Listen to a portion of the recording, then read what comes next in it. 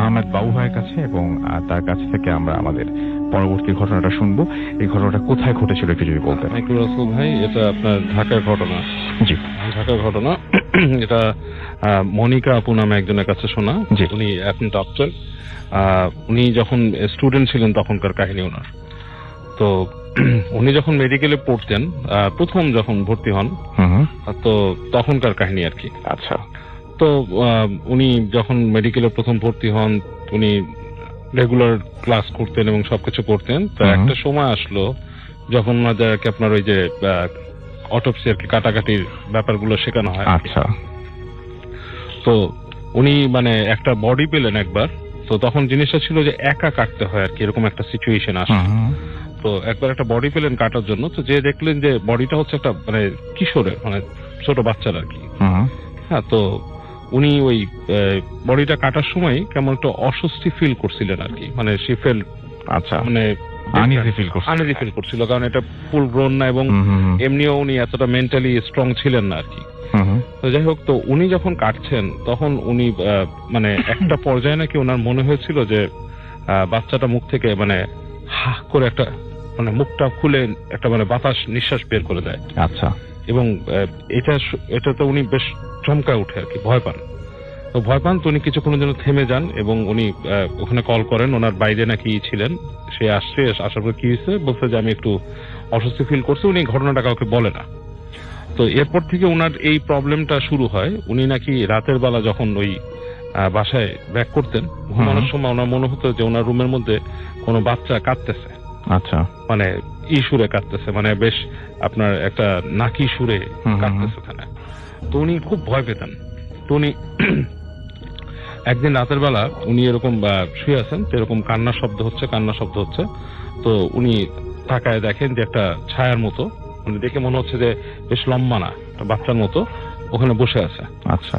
তো উনি মানে খুব মানে ভয় পান। ভয় পেয়ে উনি যে চিৎকার করেন না, যেহেতু উনি মেডিকেলের ছাত্রী এবং ওনার নাই। তো উনি বাসায় যে ওনার আম্মাকে ডাকেন, ডেকে বলেন যে আম্মা, আমি এরকম একটা ঘটনার সম্মুখীন ছিলাম এবং এরকম মাঝে মাঝে আমি দেখতেছি। এবং এমন সিচুয়েশন হয়ে গেছিল যে উনি বাথরুমে গেলে মনে হতো যে বাথরুমের দরজার বাইরে বাচ্চার শব্দ শুনতেছে। আচ্ছা। এরকম। তো উনি নিজেকে ব্যাখ্যা দেওয়ার চেষ্টা করে অনেক কিছু, যে আসলে এটা মানে আপনার যে ওনার মেন্টাল কোনো ব্যাপার, উনি হয়তো খারাপ ফিল করছিল বা ওনার কোনো একটা ভেতরকার অপরাধ বোধ বা কিছু থেকে আর কি, মানে উনি যখন কাটতেছে হয়তো খারাপ লাগছে ওনার কাছে, ওটার থেকে হয়তো আসছে। বাট উনি তারপরও এই জিনিসটা যেহেতু ওনার সাথে কন্টিনিউয়াসলি হচ্ছে, হ্যাঁ, এবং ওনার এমন হয়েছিল যে উনি ওনার বাবা ওনাকে পড়াশোনার জন্য আলাদাভাবে রুম করে দিয়েছিল, বেশ উপরের বিল্ডিং এ 4-5 তলার উপরে থাকতো আর কি। তো উনি ওখানে প্রায় ওনার মনে হতো যে বারান্দার মধ্যে কে দাঁড়ায় আছে, তো এরকম ভয় পেত। তো উনি ওই মর্গের সাথে ওখানে যে কাটতো, ওখানে দারোয়ানের সাথে উনি খোঁজ খবর করেন, করে বলেন যে আসলে আমি যে একটা বডি কাটছিলাম মাসখানেক আগে বা 2 মাস আগে, তো ওই মানে ঘটনাটা কি, বডিগুলো কোত্থেকে আসে। তো বলছে যে ম্যাডাম, এই বডি তো আসলে এগুলা বিভিন্ন সময় আসে, নাম গোত্র পরিচয়হীন যেগুলো বডি থাকে সেগুলাই চলে আসে। অনেকে ডোনেট করে, কিন্তু সেগুলো সাধারণত দেখা যাচ্ছে যে ডিফারেন্ট। আর এগুলো ধরেন যেগুলো সেগুলো চলে আসে। তো বলে যে আমি এরকম একটা বডি কাটছিলাম। তো উনি তখন ওই যে নাকি ওখানকার দায়িত্বে থাকে, সে জিনিসটা চেপে যেতে চায়। উনি তাকে বলে যে এটা কি ব্যাপার, মানে আমি না এরকম ভয় পাইছিলাম। উনি তখন খুলে বলে ব্যাপারটা। হ্যাঁ, তখন বলতেছে যে এই যে এই বাচ্চাটার অ্যাক্সিডেন্টের একটা কাহিনী ছিল, যে বাচ্চাটা আপনার ওইখানে ওই রাস্তার মধ্যে তার মাকে হারায় ফেলছিল সম্ভবত, যেটা মানে ওই লোকটা পরে যেটা মানে বলছে ওনাকে। তো সে তার মাকে হারায় ফেলছিল, তো সে কাঁদতেছিল ওইখানে। তো এই সময় নাকি একটা গাড়ি খুব স্পিডে এসে তাকে মেরে দিয়ে যায়। হ্যাঁ, আচ্ছা। এবং সে মনে করেন যে আপনার মারা যায়, ওখানে ক্র্যাশ হয়ে যায়। এবং তারপরে তার আর কোনো ট্রেস খুঁজে কেউ পায় নাই, তার মা কে বা কি এই সেই। তো ওই যে ইটা বলছে যে ওই আপনার যে দায়িত্ব ছিল ওখানে, যে সে বলছে যে আসলে ব্যাপারটা তারও জানার কারণ হচ্ছে সে নাকি এই কান্না শুনতো।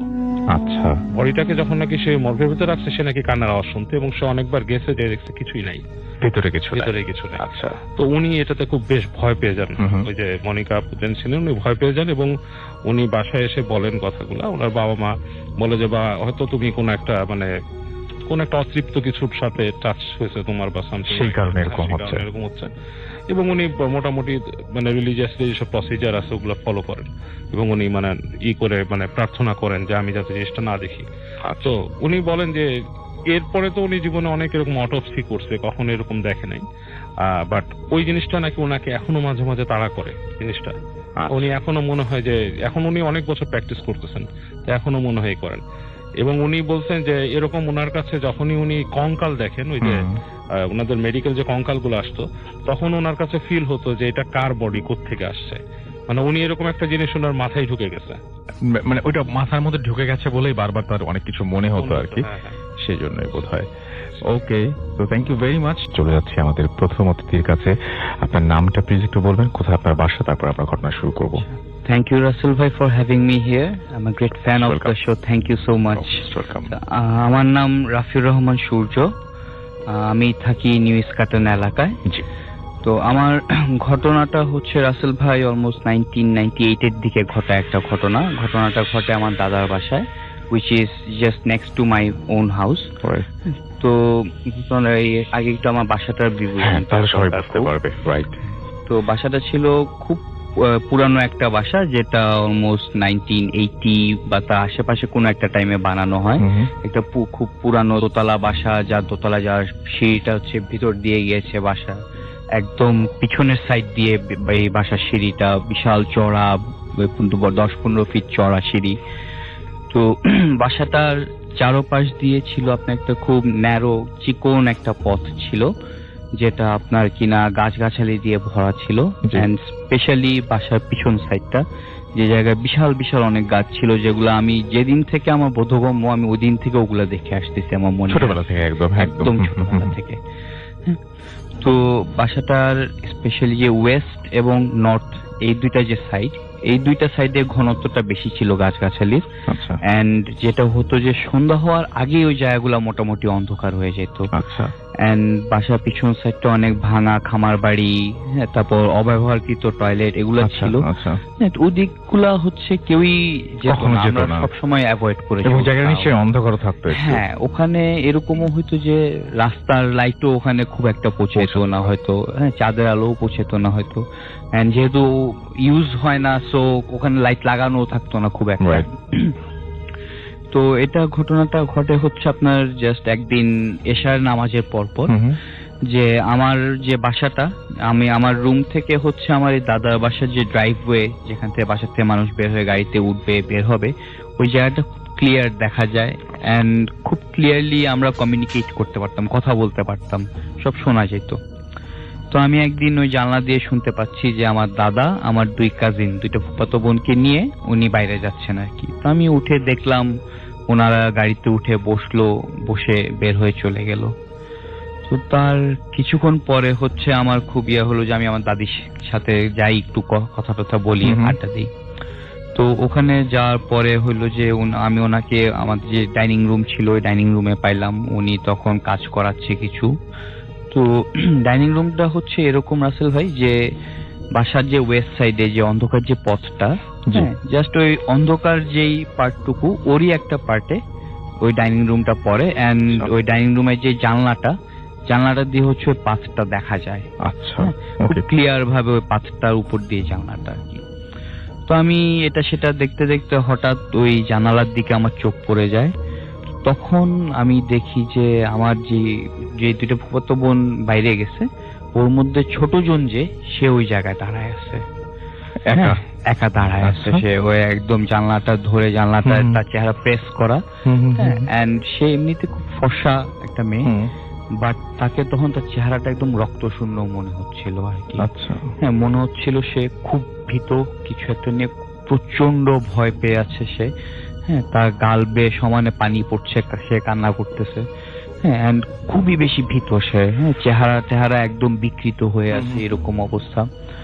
তো এরকম ভাবে আপনি আগে কখনো তাকে দেখেন না? এরকম এতটা ভীত তাকে আমি কখনো দেখিনি। সে এমনিতে একটু ভীত টাইপের মানুষ, বাট এতটা এরকম তাকে আমি কখনো দেখিনি। তো আমার সাথে তার একটা আই কন্ট্যাক্ট হইলো, আমার চোখে তার চোখ পড়লো। এন্ড ঠিক তৎক্ষণাৎ সে যেটা করলো যে আরো যে অন্ধকার কোনাটা বাসার পিছন দিকে সে দৌড় দিল, আমি দেখলাম। তো আমার মাথায় তখন জাস্ট একটাই কোয়েশ্চেন আসলো যে আমার এই কাজিনটা সে খুবই ভীতু স্বভাবের, একলা একটা রুমে তাকে রেখে গেলেও সে ভয়কে কান্না করে দিত, এরকম ভীতু টাইপের একটা মানুষ। সে এত রাতে এই অবস্থায় কেন একলা সে ওদিক যাবে, নিশ্চয়ই একটা কিছু হয়েছে। তো আমি ইনস্টিংক্টিভলি কোনো কিছু চিন্তা না করেই আমিও বাসা থেকে বের হয়ে জাস্ট ওই অন্ধকার রাস্তা ধরে দৌড় দিই পেছন পেছন। হ্যাঁ, ওদিকে কোথায় গেল সে। তো আমি সেই ডাইনিং রুমের জানলাগুলা ক্রস করি এন্ড মানে অলমোস্ট সেই ডার্কেস্ট যে কর্নারটা ওটার কাছে আসার পরে আমার হঠাৎ মনে পড়ে জিনিসটা যে আমি তো তাকে বাইরে যেতে দেখছি, গাড়িতে উঠতে দেখেছেন এবং একসঙ্গে। হ্যাঁ, গাড়ি বের হয়ে গেছে, আমি আপনার চোখের সামনে ঘটেছে। হ্যাঁ, he is not suppose to be there, so what was that. And মানে ওই টাইমে একটা 10 বছর 12 বছরের ছেলে যেটা কি অবস্থা হতে পারে সেটা আমরা আই ওয়াজ মানে পেট্রিফাইড অ্যাকচুয়ালি। আমি চিন্তা করতে পারছিলাম না কিছু। আমি মানে পেছনে যে ফিরবো বা পেছনে আগাবো, ফিরলে কি দেখবো, মানে এমন কিছু পিছে যে আমি স্টেপ নিব, আবার পিছের সাথে বাড়ি খাই আমি, কে আমার পিছে দাঁড়ায় আছে। তো আমি কিছুই করতে পারতেছি না। আমি একদম মানে বুঝতেছি যে আমি চিল্লাইতে চাচ্ছি, আমার গলা আমি ছিঁড়ে চিল্লাইতে চাচ্ছি, কিন্তু কোনো আওয়াজ আসতেছে না, কিছু না। আমি জাস্ট ওই জায়গায় একদম I was rooted over there. তো তখন আমি জাস্ট কিছুক্ষণ পর যেটা একটা জিনিস খেয়াল করলাম, হয়তো যে ওই কর্নারটা থেকে একটা খুব ডিম, খুব আবছা রকমের একটা আলো আসতেছে। হ্যাঁ, মানে সাদা না, ঠিক একটু গ্রেইশ বা একটু সাদাটে বলা যায় হয়তো। হ্যাঁ, এন্ড আলোটা মানে যে কোনো পার্টিকুলার শেপ আছে তার এমনও না, খুব অ্যাবস্ট্রাক্ট একটা আলো। হ্যাঁ, মানে জিনিসটা যেন কেউ যে লাইট নিয়ে আসছে বা কিছু এমন কিছু না। হ্যাঁ, মানে কোনো মানুষ দ্বারা বা কোনো মানুষের তৈরি কোনো জিনিস, ভাসমান একটা কিছু, ফ্লোটিং কোনো একটা এরকম টাইপের। তো আমি মানে দেখে মনে হচ্ছে যে আলোটা, সে যে লাইটটা ও আলো ছড়াইতেও দিচ্ছে না, আবার মানে একটা জায়গায় আটকে আছে আর কি। হ্যাঁ, আমি জিনিসটাকে মানে কোনো ভাবে প্রকাশ করা আমার পক্ষে ওই টাইমে আমি পারি নাই আর কি। তো আমি ওটার দিকে তাকাচ্ছি, আমার খালি মনে হচ্ছে যেন যে ও চাচ্ছে আমি তার আরো কাছে যাই, টানছে আপনাকে আস্তে আস্তে। এরকম আমরা আলো একটা বল ধরতে পারি, একটা বলের মতো একটা অ্যাবস্ট্রাক্ট শেপ। তো জিনিসটা আমাকে এরকম মনে হচ্ছে খালি যে সে চাচ্ছে আমি যে ওই যে সে একদম পুরো কর্নার, যে ডার্কেস্ট যে কর্নার একদম পিছনের দিকে বাড়িটার, হ্যাঁ, একদম মানে যেই মানে কি বলবো এটা অপত্যক্ত ইউজ করা হয় না, ওদিকে সে আমাকে নিয়ে যেতে চাচ্ছে। এরকম মনে হচ্ছে খালি। এন্ড আমি বুঝতেছি যে খুব বিপদে আমি হয়তো পড়তে যাচ্ছি। এন্ড এরকম টাইমে মানুষজনে ওই বাচ্চা ছেলেদের যে মনে হয় খেয়ে ফেলবে নিয়ে, মানে এক্সাক্ট ওই একটা ফিয়ার আমাকে যে টানছে, আমাকে ওর দিকে কেন টানছে, নিয়ে যেতে চাচ্ছে আমার দিকে। এন্ড মানে আমি ওর বেশি আর আমি ওখানে অ্যাকচুয়ালি ওই জিনিসটাকে আর নিতে পারি নাই। And I just somehow I gathered enough strength and I just run away from there. আমি জাস্ট উপায় নাই, শেষ মুহূর্তে যে এক্স্যাক্টলি যেটা ঘটে। এন্ড আমি আজ পর্যন্ত জানি না আমি কিভাবে বাসায় ফেরত আসছি আমি। হ্যাঁ, বাট কেন জ্ঞান হারাইনি, কেন, হ্যাঁ, মানে কি হয়েছে তারপর আর কোনো কিছু হ্যাঁ আমি মনে পড়ে না। নেক্সট আমার আছে যে আমি আমার রুমে এন্ড আই ওয়াজ শিভারিং, খুব ভয় পাচ্ছি, খুব কাঁপাকাঁপি হচ্ছে শরীর। বেশ কিছুক্ষণ পর আর কিছু সময় যাওয়ার পর যখন একটু শান্ত হয়ে আসছি আমি, তখন হঠাৎ খেয়াল করলাম যে কাজিনটাকে আমি দেখছি ওই কাজিনটাই আবার চিল্লাচ্ছে ওই পাশে, যে বুয়া বুয়া করে বুয়াকে ডাকতেছে ওই পাশে। এন্ড আমি ইমিডিয়েটলি উঠে আবার আমার সে জানালায় উঠে যাই দেখার জন্য যে ড্রাইভওয়েতে কি গাড়িটা ফেরত আসছে কিনা, যে আমার দাদার সাথে বের হয়েছে, ফেরত আসলে গাড়িটা ওই জায়গায় থাকবে। But there was nothing and I could still actually hear her calling, বুয়া বুয়া করে সে চিল্লাই যাচ্ছে তখনও।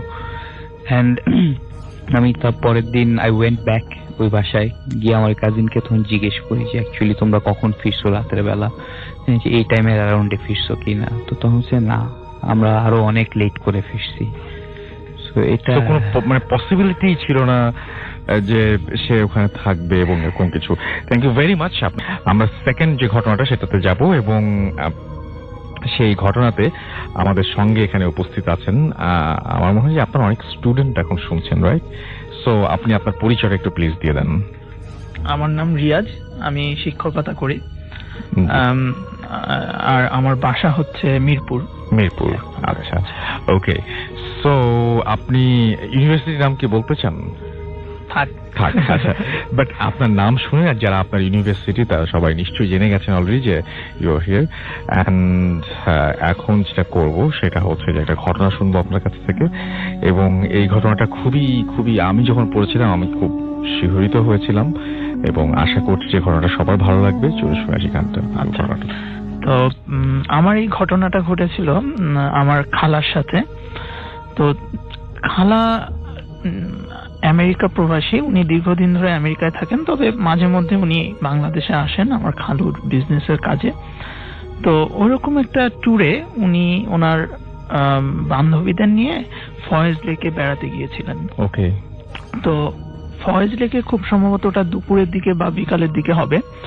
ওনারা বেশ, ওনার বান্ধবীর কিছু ছেলে মেয়েও ছিল, আরো কিছু আত্মীয় স্বজনও ছিল, সবাই মিলে ওনারা নৌ ভ্রমণে বের হন ফয়েজ লেকে।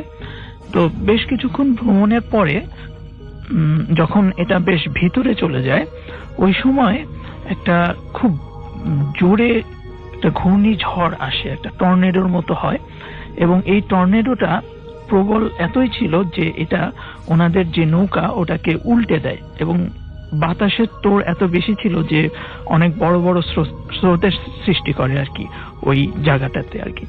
তো ওইরকম একটা পরিস্থিতিতে আমার খালার বয়স অনেক বেশি, উনি প্রায় 50 ঊর্ধ্ব বয়স, তাছাড়া শরীরও বেশ ভারী।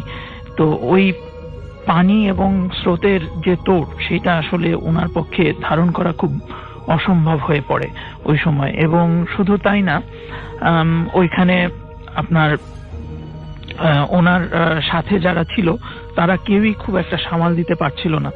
তো খালা আমাকে বলছিলেন যে একটা পর্যায়ে ওনার এমন একটা পরিস্থিতি মনে হচ্ছিল যে উনি আর বাঁচবেন না, এবং উনি আমার খালুর কথা মনে করছিলেন, ওনার ছেলে মেয়েদের কথা মনে করছিলেন যে মৃত্যুর আগে যেটা হয় তাদের সাথে হয়তো আর আমার দেখা হবে না।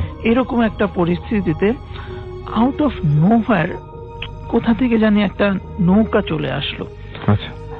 কিন্তু মজার ব্যাপার হলো যে ওখানে কোনো নৌকা ছিল না আশেপাশে ছিল না ওই সময়, ওনাদের নৌকাটাই ছিল, আশেপাশে অন্য কোনো নৌকা ছিল না। তো যখন নৌকাটা আসলো ওনারা দেখলেন যে ওই নৌকার ভিতরে যারা ছিলেন তারা সবাই সাদা একটা পাঞ্জাবি ধরনের কিছু পরে আছেন, এবং তাদের যে মুখে সাদা দাড়ি। আচ্ছা। এবং তারা খুব দ্রুততার সাথে খালাদেরকে নৌকায় তুলে নেন ওইরকম একটা পরিস্থিতিতে। এবং সবচেয়ে আশ্চর্যের ব্যাপার হলো যে ওইরকম ভারী মানুষ একজন, যেমন উনি তো বেশ বয়স্ক একজন মানুষ, ওনাকে ছোট একটা নৌকায় তুলতে যে পরিমাণ স্ট্রেস দিতে হয় তাতে নৌকা আসলে একটা সাইডে হেলে পড়ার কথা। কিন্তু মজার ব্যাপার হলো ওরা খুব ইফোর্টলেস ভাবে একেবারে তাদেরকে তুলে ফেললো, এবং মনে হলো যে খুব হালকা তুলার কোনো বস্তু তারা উপরে তুলছে, মানে কোনো ওদের কাছে ওজনটা কোনো ব্যাপারই মনে হলো না। সবচেয়ে বড় কথা, নৌকাগুলো তো ছোট নৌকা, এই ধরনের একটা স্ট্রেস পড়লে ওটা উল্টে যাওয়ার কথা, যেটা আমরা মনে হয় আর কি বাস্তবে। তো এরকম কিছুই হলো না, এবং সবাইকে তারা খুব এফোর্টলেস ভাবে তুলে ফেললো। তুলে ফেলার পরে খালা লক্ষ্য করলেন যে ওই লোকগুলো যে ভাষায় কথা বলছে ওই ভাষা উনি জানেন না।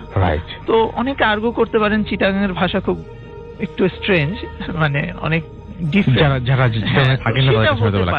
কিন্তু তারপরেও এতটা না যে কিছুই বুঝবেন না। এটা একটা আরেকটা কথা যেটা সেটা হচ্ছে খুবই, আমি একটু বলে দিই, যদি চিটাগাং এর ভাষায় কথা বলতেন তাহলে কিন্তু আপনাদেরকে বলতে পারতেন যে ওরা চিটাগাং এর ভাষায় কথা বলছিল, আমি বুঝিনি। বাট সেটা কিন্তু না, যে ভাষাটা সে ভাষাটা অজানা। রাইট। এরপরে যেটা হয়েছে, যাই হোক, উনি মনে মনে ভেবেছেন যে বিরাট একটা উপকার করলো, সবচেয়ে বড় কথা জীবন রক্ষা করার মতো। তো উনি মনে ভেবেছিলেন কিছু টাকা পয়সা দিবেন, এরকম স্বাভাবিক ব্যাপার। কিন্তু ওরা ওনাকে ওই সময় নিয়ে গেল পারে, এবং ওদেরকে নামিয়ে সাথে সাথে ব্যাক করলো। আচ্ছা। কোনো কথা বলারও সুযোগ দিল না, এবং তাদের সাথে কোনো ইন্টারাকশনের চেষ্টাও করলো না, সুযোগই দিল না, ওনারা ব্যাক করে চলে গেল আর কি। তো এটাই হচ্ছে ঘটনা আসলে। জি। তো এটা আমাদের ফ্যামিলিতে বেশ একটু একটা আলোড়ন সৃষ্টিকারী ঘটনা এই কারণে যে ওটা তো খালার মৃত্যুর মুখ থেকে বেঁচে আসছেন, তো সেই ব্যাপারে আমরা খুবই কনসার্ন ছিলাম। একদম এই আর এইভাবে আপ- বেঁচে মানে আসাটা খুব অদ্ভুত। অদ্ভুত। আমি শুধু একটা জিনিস জানতে চাই, সেটা হচ্ছে উনি যে ফিরে আসলেন, ফিরে আসার পরে ওনার কোনোদিন কোনো প্রবলেম হয়েছিল কিনা, বা স্বপ্নে হোক বা জেগে জেগে অনেক সময় মানুষ অনেক মানে হ্যালোসিনেট করে, অনেক কিছু হয়, কোনোদিন সেই ভদ্রলোকদের সাথে আবার দেখা হয়েছিল কিনা, স্বপ্নে বা যে কোনো ভাবে, বা তাদের তো এরকম আমি খালার কাছে শুনিনি, তারপরেও খালার সাথে বেশ কিছুদিন আমার দেখা নাই। হুম, হয়তো আমি পরে জিজ্ঞেস করলে জানতে পারবো যে Definitely, আসলে আপনি একটু হয়েছে কিনা। যদি জিজ্ঞেস করেন হয়ে এবং থাকে তাহলে অবশ্যই আমি অবশ্যই আমাদের জানান, এটা আমাদের শোনার আগ্রহ থাকলো। এবং খুবই অদ্ভুত একটা ঘটনা যে ফয়েজ লেক, বিশেষ করে যারা চট্টগ্রামের মানুষ যারা এই মুহূর্তে শুনছেন, তাদের হয়তো অনেক মানে অদ্ভুত লাগবে না। এখানে আপনি 5টা পয়েন্ট দেখেন খুবই আশ্চর্যজনক। প্রথম পয়েন্টটা হচ্ছে আশেপাশে নৌকা ছিল না, জি, এত কুইকলি একটা নৌকা চলে আসার কথা না। True. দ্বিতীয় হচ্ছে যে সবার গায়ে সাদা পোশাক, জি। এটা একটু আনইউজুয়াল। আনইউজুয়াল। 3 নাম্বার হচ্ছে যে সাদা দাড়ি, এটাও জি। আনইউজুয়াল। 4 নাম্বার হচ্ছে সবচেয়ে আশ্চর্য, আমার কাছে যেটা সবচেয়ে আশ্চর্যের মনে হয়েছে সেটা হচ্ছে যে তাদের যে আপনার ইফোর্টলেস ভাবে তুলে তোলা, ফেলা, হ্যাঁ, এটা কিন্তু যেন এরকম ভাবে একটা মাছ আমি তুললাম পানি কখনো থেকে, এরকম একটা শুনি ব্যাপার। নাই কারোর কাছে যে এইভাবে তোলা সম্ভব। জি। এটা হচ্ছে 4 নাম্বার আশ্চর্য। একটা মানুষ যদি মিনিমাম আমি ধরি যে একটা পূর্ণবয়স্ক মানুষ 50 কেজি যদি হয়, তারপরে তাকে এফোর্টলেসলি ভাবে তোলা পানি থেকে, বয়স্ক মানুষ, সেটাই। তাছাড়া ওনার বান্ধবীরাও বেশ স্বাস্থ্য হ্যাঁ, একেবারে প্রত্যেককে পাতলাও তুললেন না। এবং রাইট হ্যাঁ, রাইট, খুবই স্ট্রেঞ্জ, খুবই স্ট্রেঞ্জ, রাইট, সেটাই সেটাই। Thank you very much. চলে যাচ্ছি আমাদের প্রথম অতিথির কাছে। জি, থ্যাংক ইউ রাসেল ভাই। This is Rafi again. G. So এই ঘটনাটা ঘটে, আমি এক্সাক্ট সময়টা জানি না রাসেল ভাই। তো এটা ঘটে হচ্ছে আমার বাবার সাথে অ্যাকচুয়ালি, যখন উনি অ্যান্ড ওনার আরো কিছু রিলেটিভ ওনার হুম হুম। মামার লাশ নিয়ে ঢাকা থেকে নোয়াখালীর দিকে যাচ্ছিল। আচ্ছা। তো ঘটনাটা ঘটে হয়তো আপনার কুমিল্লা ক্রস করার কিছু পরের দিকে, হয়তো যে একটা মাইক্রোবাস থাকে যেখানে লাশটা থাকে and শুধু ড্রাইভার, আর পিছে পিছে থাকে আমার বাবার গাড়ি আর সাথে আর ওনার কিছু আত্মীয়। তো যেটা হয় যে একটা সময় গিয়ে ওই লাশের গাড়িটা বন্ধ হয়ে যায়, নষ্ট হয়ে যায়। তো তখন আমার বাবা, উনি অটোমোবাইল ইঞ্জিনিয়ার ছিলেন, উনি নিজে গিয়ে চেক করেন এন্ড উনি কোনো কিছু নষ্ট Fault পান না, কোনো ফল্ট পান না উনি। তো তারপরে আরো অনেকক্ষণ ওটা নিয়ে নাড়াচাড়া করার পরে, চেষ্টা করার পরে ওরা গাড়িটা স্টার্ট করতে সক্ষম হয়। And যখনই ড্রাইভার জাস্ট গিয়ারটা দিয়ে গাড়ি টান দিবে, ওই সময় সে লক্ষ্য করে তার গাড়ির সামনে কিছু একটা যেন নাচছে। তার সামনে একটা অলমোস্ট হিউম্যান টাইপ একটা ফিগার, খুবই মানে এক্স্যাক্টলি সর্ট অফ ট্রান্সলুসেন্ট, পুরোপুরি ট্রান্সপ্যারেন্টও না আবার ওপেকও না, এরকম একটা ফিগার ওর সামনে নাচছে, যেন ওকে যেতে দিতে চাচ্ছে না এই রাস্তাটা দিয়ে, এরকম ভাবে আর কি। তো সে প্রথমে একটু ভয় পেয়ে গেলেও পরে সে হচ্ছে জাস্ট একটু সাহস জোগাড় করে ও তার গাড়িটা ওর ভিতর দিয়ে চালিয়ে দেয়। চালিয়ে দেওয়ার পরে ও পার হয়ে যায় এন্ড ফাইনালি আমার বাবা এবং বাকি যারা আত্মীয় স্বজনরা থাকেন পিছের গাড়িতে, ওনারাও একই জিনিসটা দেখতে পান যে সামনে ওদের একটা কিছু নাচছে। এটা দেখে আমার বাবাও ওই ড্রাইভারকে দেখে একটু সাহস পান যে ভিতর দিয়ে চলে গিয়েছে, ওনারাও চলে যাক। এন্ড হি ডিড দ্যাট, উনিও ভিতর দিয়ে ড্রাইভ করে চলে যায়। কিছু দূর যাওয়ার পরে আবার দেখা যায় যে ওই লাশের গাড়িটাতে আবার সমস্যা দেওয়া শুরু করে, যে ওই গাড়িটাকে ড্রাইভার কন্ট্রোল করতে পারতেছে না।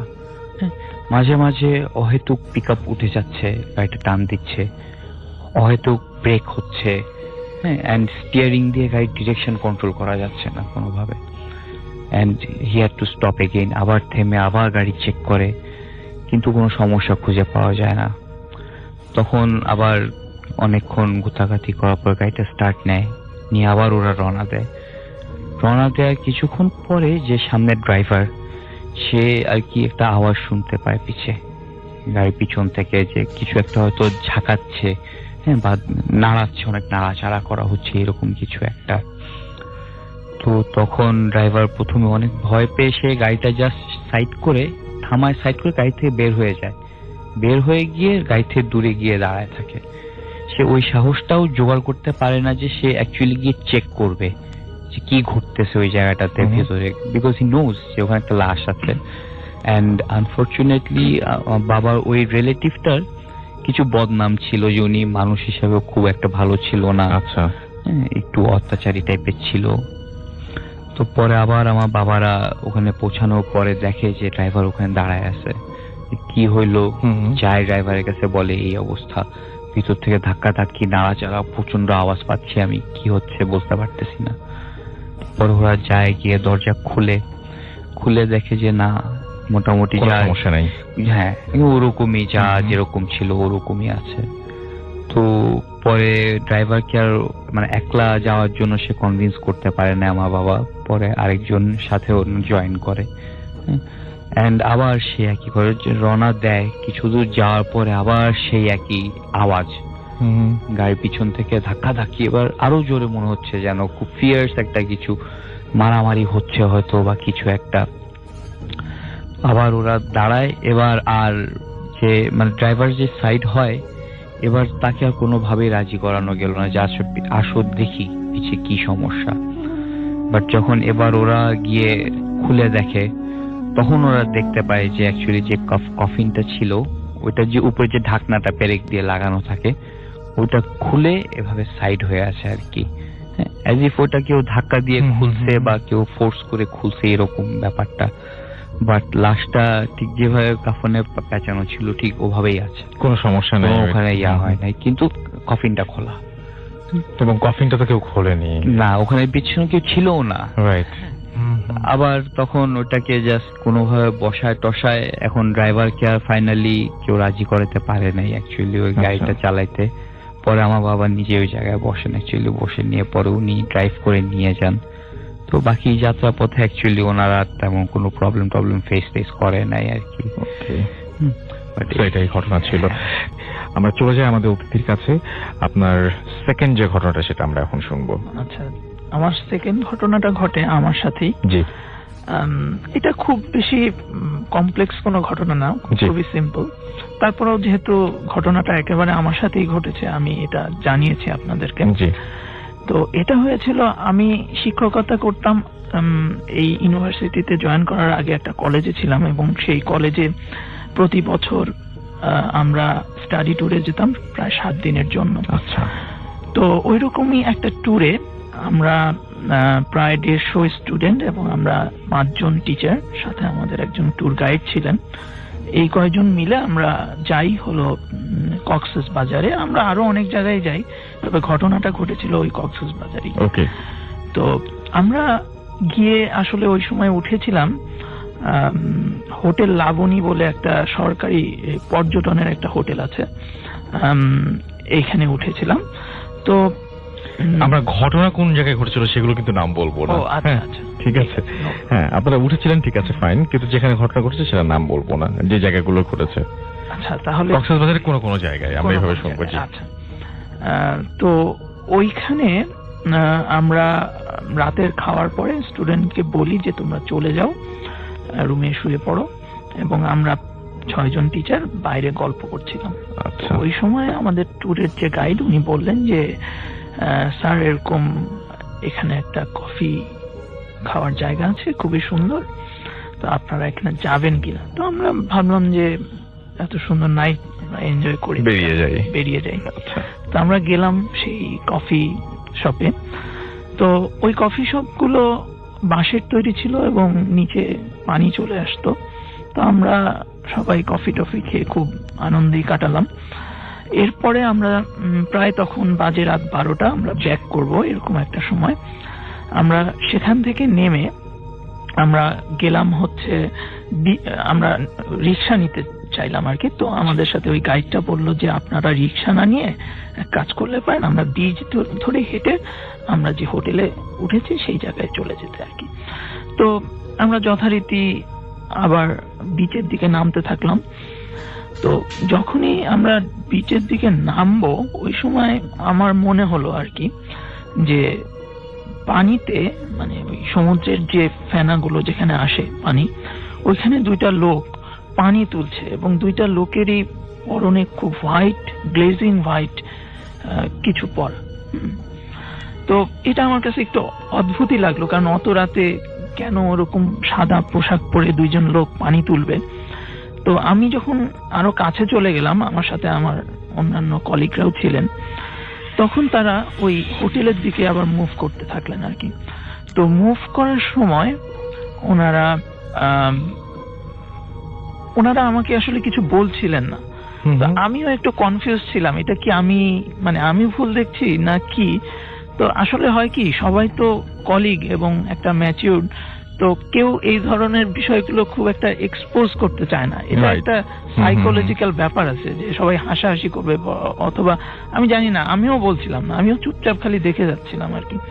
তো আমি যখন ওই অবজেক্ট গুলো যেটাই হোক ওটা মুভ করছে, আমরা ওর পিছন পিছন মুভ করি। তো সবচেয়ে আশ্চর্যের ব্যাপার হলো যে ওই অবজেক্ট গুলো মানুষের চেয়ে অনেক লম্বা, প্রায় 8 ফিটের মতো, 7-8 ফিটের মতো হবে, এবং এগুলো মুভ করছিল খুব স্টেডি ভাবে, অর্থাৎ এটার মুভমেন্ট ঠিক মানুষের মতো ছিল না, এবং এটা অনেকটা ভাসমান মনে হচ্ছিল আর কি। তো দূরত্ব খুব বেশি ছিল না আমাদের থেকে, আচ্ছা, বিশেষ করে আমার থেকে, কারণ আমি একটু আউট অফ কিউরিয়াসিটি আমি আরো কাছে চলে গিয়েছিলাম আমার দলের থেকে। তো আমার খালি মনে হচ্ছিল কি একটু দেখি, এরকম একটা ব্যাপার। হয়তো আল্লাহ চাননি যে ওদের সামনে আমি যাই বা কিছু একটা। তো হঠাৎ করে আমার আরেক কলিগ, সিনিয়র কলিগ, উনি আমাকে ডাকলেন যে রিয়াজ তুমি আর সামনে এগিয়েও না, কারণ আমাদের জন্য আমাদের এক রিলেটিভস ওয়েট করছেন, আমরা যেখানে কফি খেয়েছি ওই জায়গায়, তো আমাদের আবার ব্যাক করতে হবে। তো আসলে ওরা সবাই ব্যাক যখন করা শুরু করলো, আমারও আর সাহস হলো না ওটাকে যাওয়ার বা চেস করার মতো। তো আমি এই পর্যন্তই। তো আমি আবার মনে করছিলাম যে এটা আমার হ্যালুসিনেশন কিনা, কারণ অনেক সময় মানুষ ভুল দেখে বা শীতের রাত ভুল দেখতেই পারে। কিন্তু মজার ব্যাপার হলো যখন আমরা ব্যাক করছি তখন আমার আরেক কলিগ বলছে, স্যার আপনি কি কিছু দেখেছেন? তো আমি বললাম যে হ্যাঁ আমি তো দেখলাম, আপনি কি দেখেছেন? তো উনি আসলে এতটাই ভয় পেয়েছেন, উনি একজন ফিমেল কলিগ আর কি, ম্যাডাম। তো উনি এতটাই ভয় পেয়েছেন যে উনি যথেষ্ট ওনার মুখটুক সাদা হয়ে গেছে, এরকম একটা ব্যাপার। এবং আমি পরে শুনেছি উনি রাতে ঘুমাতেই পারেননি, সারা রাত জেগেছিলেন ওই ঘটনার পরে। এই আর কি, এরকম একটা ঘটনা। এবং এর আপনি কক্সবাজারে দেখেছেন? যাই হোক, একজন আমাদের ঢাকার গল্প বলছেন, আরেকজন বলছেন কক্সবাজারের। আমাদের প্রথম অতিথির ঘটনায়। হ্যালো লিসেনার, প্রথম দিক থেকে আমি বলি, ঘটনাটা আসলে এই মাসের প্রথম দিক থেকে শুরু। তো ফার্স্টের দিক থেকে আমি জিনিসগুলোকে টোটালি এড়ায় চলতাম এবং একটু ভাবতাম যে দ্যাট ওয়াজ নাথিং, কিছু নাই আসলে। তো আমি রাস্তা দিয়ে হাঁটতাম অথবা বাসায় বসে থাকতাম, যেখানেই যাইতাম বসে থাকতাম অথবা শুয়ে থাকতাম, যেখানে আমার কাছে মনে হতো যে কেউ আমার আশপাশ দিয়ে হাঁটতেছে, এরকম কিছু একটা মনে হতো সবসময়, এরকম মনে হতো। তারপর আমি শুয়ে রয়েছি, আমার কাছে মনে হয় যে পুরোভাবে বুঝতে পারি যে আমার গা ঘেঁষে কেউ একজন শুয়ে রয়েছে। আমি জিনিসটা আমার আব্বু মুখে জানাই। এটা আপনি অনুভূতি, এটা আপনার কি রেগুলার হয় যে কেউ গা ঘেঁষে শুয়ে আছে এরকম কিছু? হ্যাঁ, রেগুলারই বলতে গেলে হইতেছে আমার এগুলা। তো আমি এগুলো আমার আব্বু মুখের কাছে শেয়ার করি, বাট তারা কোনো জিনিসটাকে কেয়ার করে না, ইম্পর্টেন্স অত দেয় না। তো আমি এই জিনিসটা বলি, আমাদের যে জায়গা দিয়ে আমি আসা যাওয়া করি, রাতের 11:30-12টার দিকে আমি ফ্রেন্ডদের সাথে আড্ডা মেরে দিন আমি ওখান থেকে চলে আসি। তো আমাদের মেইন রোডটা, মাদ্রাসার সাথে মেইন রোডটা দিয়ে যখন আসতাম, মেইন রোডটার দুই সাইডে হচ্ছে পুকুর টাইপের এবং ঝোপঝাড় টাইপের এই রোড ছিল।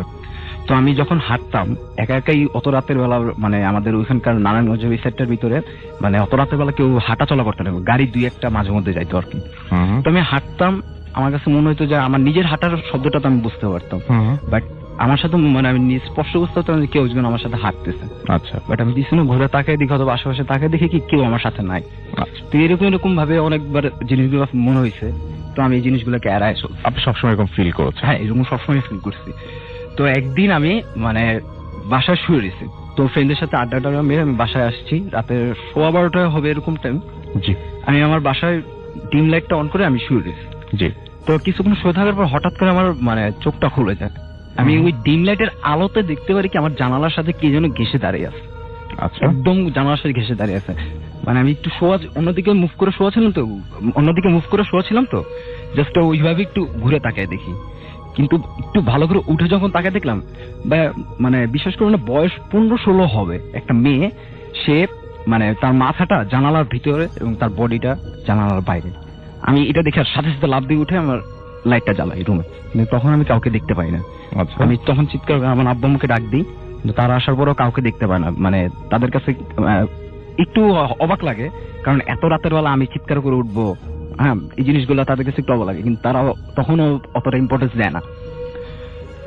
তারপর আসলে আমি আসলে এরকম ভাবে সবসময় ফিল করতে থাকি। আর তার থেকে বড় জিনিস কি, আমি মানে সবসময় এভরি টাইম কাজ করি অথবা যে পড়াশোনা করি, আমি মানে যেখানে যাই না কেন আমার কাছে মনে হইতো যে একটা মেয়ের চুল, বড় চুল শরীরের উপর পড়লে যেরকম লাগে, এক গোছা চুল মানে পরে শরীরের উপর পড়লে যেরকম লাগে আর কি, আমার কাছে সেরকম মনে হইতো। কিন্তু আমি হাত দিয়ে যেখানে লাগতো মনে হইতো, স্পর্শ মনে হইতো, আমি হাত দিতাম কিন্তু কিছু পেতাম না আমি। আচ্ছা, আমার কাছে এইসব ভয় টয় মানে মানে এগুলো জিনিসগুলো আমি ফিল করতে পারি, পুরো স্পষ্ট ফিল করতে পারি। তারপর আমি আরেকবার, আমার ফ্রেন্ড আছে সৌম্য, তারপর মেহেদি, আমরা সবসময় একসাথে আড্ডা মারি আর কি। সৌম্যর বাসাতে আমরা আড্ডা মারি। তো আরেকদিন আমরা সৌম্যর বাসার ওখানে সৌম্যর বাসাতে আড্ডা মারতেছিলাম, কারেন্ট চলে গেছে ওর বাসায়। তো আমরা নিচে নামছি, নিচে নামার পরে মানে ওর বাসার সামনে একটা মাঠ ছিল, মাঠটা চারো সাইডে ডোবা ছিল, এক সাইড দিয়ে জাস্ট ভরাট করা হয়েছে, যেটা মানে কিছুদিন পরে বাড়িটারে এইসব করবে এরকম কারণে ভরাটটা করা হয়েছে। তো মাঠটার এক সাইডে ছিল একটু ঝোপঝাড় টাইপের। তো আমরা কারেন্ট চলে গেছে যেহেতু, আমরা 3-4 জন একসাথে দাঁড়ায় কথাবার্তা বলতেছিলাম। তো আমি হঠাৎ করে আমার ফোন আসে, আমি একটু সাইডে যাই। সাইডে যাওয়ার পর কথাবার্তা মানে কথা বলতেছি, এমন করে হঠাৎ করে যে ঝোপের থেকে কে যেন দাঁড়াতেছে, সাদা কাপড় পরা। আমি সাথে সাথে জিনিসটা দেখে আমি সৌম্য বলে ডাক দিই। মানে সৌম্যর থেকে আসার সময় আমি তখন ওই সময় 2-3 দিন আগে আমি যেগুলো এগুলো শেয়ার করছিলাম যে দোস্ত আমার সাথে এরকম এরকম হইতেছে, আমি এখানে কি করব, ওরাও তো মানে তখন অবাক হয়ে যায় যে এগুলো কি হইতেছে।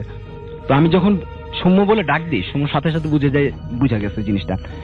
তো আসছে, আসার পরে আমাকে নিয়ে গেছে বলে কিছুক্ষণ পর, মানে আমার তখনও মানে কিছু মনে নাই যে আমি আসলে কি দেখছি না দেখছি, আমার কিছু মনে নাই। একটু পর বুঝতে পারি যে সৌম্য আমার গালে থাপ্পড় দিতেছে, আমার গালে থাপ্পড় দিতেছে। থাপ্পড় দেওয়ার পর আমাকে বলতে, মানে তখন যা শুনছি সেটা হচ্ছে আমি নাকি ওই ঝোপটার দিকে এক দৃষ্টিতে ঘাড় ঘিরে অন্যদিকে ওইদিকে তাকায় আমি, ঠিক আছে, ওরা নাকি অনেক চেষ্টা করার পর আমার ঘাটটা ঘুরাইতে পারবে, আমার ঘাটটা নাকি পুরো শক্ত রয়েছে। তারপর ওইখান থেকে হেঁটে আমরা ওর বাসার সামনে এক চায়ের দোকান আছে, সেই চায়ের দোকানে যাই। চায়ের দোকানে হয় কি ন্যাচারালি অনেক সময় অনেক মানুষ টানুষ বিভিন্ন জিনিস বসে বসে কথাবার্তা বলে আড্ডা মারে, চা টা খাই এইসব করে। তো আমরাও, আমি সৌম্য মেহেদি, আমরা 3 জন ওখানে আড্ডা মারতেছিলাম, কথা বলতেছিলাম, চাটা খাচ্ছিলাম। হঠাৎ করে রাসেল ভাই মানে এমন একটা আতরের গন্ধ ওই জায়গার ভিতরে আসে, মানে বিকট একটা, এত সুন্দর একটা আতরের গন্ধ ভাই, আমাদের নাকে সবার বাজে, শুধু যে আমার না তা না, সবারই ভাসতেছে। মানে সবাই বুঝতে পারে যে না আতর গন্ধটা সবাই পাইছে, এবং সবাই এট এ টাইম বলছে যে না এই তোরা কি কোনো আতর গন্ধ পাইতেছিস? তখন মানে আমি বলার সাথে সাথে তারা বলছে হ্যাঁ আমরা তো পাইতেছি জিনিসটা, এত সুন্দর একটা আতরের গন্ধ। কিন্তু মজার বিষয় হচ্ছে গিয়ে, অবাক করার বিষয়, ওই জায়গার ভিতর কোনো হুজুর কিংবা কোনো পরহেজগার মানুষ অত সময় মানে অতটুকু সময়ের ভিতরে কেউ আসে নাই। তো ন্যাচারালি আতর মাল অন্য কোনো মানুষ যদি আতর মারে এতটা গন্ধ হবে না, এবং শুধু মানে আমাদের সাইডটার ভিতরে আসবে না, এরকম মনে হয়। এরপরের থেকে আমি স্মেলটা, ওই সেম স্মেলটা আমি ম্যাক্সিমাম জায়গায় পাচ্ছি, ইভেন আমার আব্বু সেম স্মেলটা পাচ্ছে, আমিও পাচ্ছি, সব জায়গাতে আমার আব্বু স্মেলটা পাইতেছে। তারপর আমি এসএ লিমিটেডে জব করি, আমার আব্বু এসএ লিমিটেডে জব করে। তো আমরা মানে আমার আব্বুর কাজটা যেখানে থাকে সেখানে ফ্যাক্টরিটা ছিল, ফ্যাক্টরি থেকে মানে গোডাউনটা ছিল। তো আমরা এসএ লিমিটেড ফ্যাক্টরি থেকে চুনের বস্তা টস্তা এইসব নিয়ে আমাদের ফ্যাক্টরিতে রাখা হয় আর কি। তো আমি, আমার কলিগ যে Swapan uncle, Wahab uncle, Sohel uncle, ওনারা সবাই একসাথে বসে আমার আব্বুর সাথে ছিল। তো হঠাৎ করে হয়েছে কি, মানে আমরা কেচি গেটটা মানে চুনের বস্তা টস্তা এগুলো বিকালের দিকে আইনে রাখা হয়েছিল, রাখা কেচি গেটটা অফ করে দিয়েছিল, মানে ফুল গোডাউনটা অফ, একটু পরে সব মানুষ চলে যাবে। তো ওইখানে কোনো মানুষ ঢোকার আর কোনো চান্স নাই, লেবাররা যারা ছিল সবাইকে বের করে দেওয়া হয়েছে, ওখানে মানুষ ঢোকার চান্স নাই। তো অফিসটা বন্ধ করার আগ মুহূর্তে আমরা বসে রয়েছিলাম, দাঁড়া দাঁড়া কথা বলতেছি, ঠিক গোডাউনটার সামনে কেচি গেট লাগানো যেখানে ছিল, হ্যাঁ, ভিতর থেকে আবার গোডাউনটা ফুললি ভাবে দেখা যায়। জি। তো আমি দাঁড়া আব্বুর সাথে সবার সাথে দাঁড়া কথা বলতেছিলাম, এমন সময় আমি দেখি কি আমাদের ওখানে ফার্মাসিউটিক্যাল ওষুধগুলো বিভিন্ন ভাবে সাজানো থাকে র্যাকের ভিতরে। তো আমরা কোনো জায়গার নাম না বলি, হ্যাঁ, এটা খুব আমাদের জন্য ভালো হয়। Thank you. ওখানে সাজানো থাকে। তো এইসব জায়গা হয়েছে কি, মানে আমি হঠাৎ করে আমার চোখটা দেখি কি, আমি একটা সাইডের এক কোণা দিকে কে যেন আমার দিকে তাকায় আছে, একটা উজ্জ্বল চোখ আমার দিকে তাকায় আছে। আমি সাথে সাথে চিৎকার দিয়ে উঠি যে আব্বু এখানে কি? আমার আব্বু তারপর সবাই গেল, ওনারা সবাই ভয় পায় যে হঠাৎ করে চিৎকার দিয়ে উঠলো কেন, এখানে কি থাকতে পারে, এইখানে তো কেউ, আমার আব্বু বলতেছে যে এখানে তো কেউ কিছু নাই, কোথাও কিছু নাই, তুমি কি দেখতেছো? তখন আমি বলতেছিলাম আমি সত্যি সত্যি দেখেছি ওই জায়গার ভিতরে কিছু একটা আছে, তুমি গেট খোলো। পরে আব্বু আমরা সবাই গেটটা খুলে ভিতরে যাই, ভাই কাউকে পাই না, কিছু দেখতে পাই না। কিন্তু মানে অবাক করা বিষয়, সেই যে চুনের বস্তাগুলো এনে রাখা হয়েছিল, সেই চুনের বস্তাগুলো এক সাইডে সাজানো রেখেছিলাম আমরা, সেগুলো আর সাজানো নাই, সেগুলো মাটিতে ফেলানো ছিল এবং প্রত্যেকটা চুনের বস্তা ছেঁড়া ছিল। এই জিনিসটা দেখার পর আমার আব্বু ভয় পেয়ে যায় এবং আমার সাথে যারা ছিল তারা সবাই ভয় পেয়ে যায়, আমি তো ভয় কাঁপাকাঁপি শুরু করে দিই। সেদিন আমার আব্বু আমাকে ওই দিনেই বিকালের দিকে যখন এই ঘটনাটা ঘটছে, এশার নামাজের পরে আমার আব্বু আমাকে আমাদের ওইখানকার এলাকার ওইখানকার এক হুজুরের কাছে নিয়ে যায়। তো হুজুরের কাছে নিয়ে যাওয়ার পর আমাকে হুজুর মানে যখন হুজুরের রুমে ঢুকছিলাম, সাথে সাথে মানে বসলাম, বসার সাথে হুজুর আমার দিকে এক দৃষ্টিতে কতক্ষণ তাকাইছিল, আমি হুজুরের তাকানোটা দেখে ভয় পেয়ে যাই, অনেকক্ষণ এক দৃষ্টিতে তাকা ছিল আমার দিকে। তারপর হঠাৎ করে আমার দিকে বিভিন্ন রকম সূরা টুরা পড়ে আমাদের ফুটো দিল, তারপর তাবিজ দিল আমার গলায়। তারপর সে আসলো আমাদের বাসায় এসে আমার রুমটাকে বন্ধ করে দিল, আমার শরীরটাকে বন্ধ করে দিল, তারপর আমাদের বাড়িটাকে বন্ধ করে দিল, মানে বিভিন্ন রকম সূরা টুরা এইসব পড়ে। এখন আর আগের মতো সেই ফিলটা হয় না, যে মানে সবসময় হয় না যে আমি শুয়ে রয়েছি কিন্তু গাড়ির ভিতরে রয়েছি। আমি মাঝরাতে জায়গায় উঠতাম, তখনকার সময় চিৎকার করে উঠতাম, আমার আব্বা আম্মু সবাই মানে দেখতো যে আমি হঠাৎ করে চিৎকার করেছি, তারা ভয় পেয়ে যেত। এত রাতের বেলা আমি চিৎকার করতেছি, 2টা নাই, 3টা নাই, 4টা নাই, ভোরের আগে, এরকম সময়। তো এরপর থেকে এরকম হয় না, গা ঘেঁষা ঘেঁষা না, কিন্তু স্টিল নাও আমি সেই স্মেলটা পাই এবং স্টিল নাও আমার এখনো মনে হয় যে আমার শরীরের উপর চুলের সেই গোছা মানে সেই চুলটা পড়তেছে, এরকম আমার কাছে মনে হয়। মানে এখন আগের মতো হয় না, বাট কম। ওকে, এই ছিল আমার ঘটনা। থ্যাংক ইউ সো মাচ, আপনার ঘটনার জন্য আপনাকে অনেক অনেক ধন্যবাদ। তো শুনি আপনার ঘটনা। রাসেল ভাই, আমি আমার পরিচয়টা আরেকবার দিতে চাই। আমার নাম আলমগীর সরকার, আমি এসেছি পূর্ব জোরাইন থেকে। তো আমি ঘটনা চলে যাই। জি, ঘটনাটা 50 দশকের ওই সময় হবে। তো আমার নানার কাছ থেকে শোনা। আমার নানা একটু ব্ল্যাক ম্যাজিক চর্চা করতো সে আগে থেকেই। তো তার সঙ্গে অনেক বড় বড় ঘটনা আছে, সেগুলো একসময় এসে শেয়ার করবো। বাট আজকে যে জিনিসটা, সেটা তার আমলেরই ঘটনাটা ঘটে গেছে। তো সেই সময় ওই এলাকায় তাদের গ্রামের পাশের গ্রামে আর কি একজন মাতবর শ্রেণীর একজন লোক ছিলেন। তো উনি একটু খুব মানে আছে না, ভালো মন্দ মিলেই তো মানুষ, তো উনি একটু মন্দ মানুষই ছিল। মানে উনি সাধারণত যে কোনো জায়গায় সালিশ করতে গেলে হয়তো দেখা গেছে যে ন্যায় বিচার পেত না, বা তারপরে আবার বিভিন্ন ধরনের খারাপ কাজ করে বেড়াইতো, সুদ খাইতো, মানে না এহেন কোনো খারাপ কাজ নেই যে উনি করেননি। যাক, এলাকার লোকজন তাকে খুবই অপছন্দ করত। তো একটা সময় উনি মারা যান। তো মারা যাওয়ার পরেই ঘটনাগুলো শুরু হয় তার। তো যেহেতু এই জগতের দুটো লোকের ক্ষেত্রে মানুষের কৌতূহলী থাকে বেশি, এক ভালো, খুব বেশি ভালো হলে তার ক্ষেত্রে লোক বেশি হয়, আবার খুব খারাপ লোক হলে তার ক্ষেত্রে লোক বেশি হয়।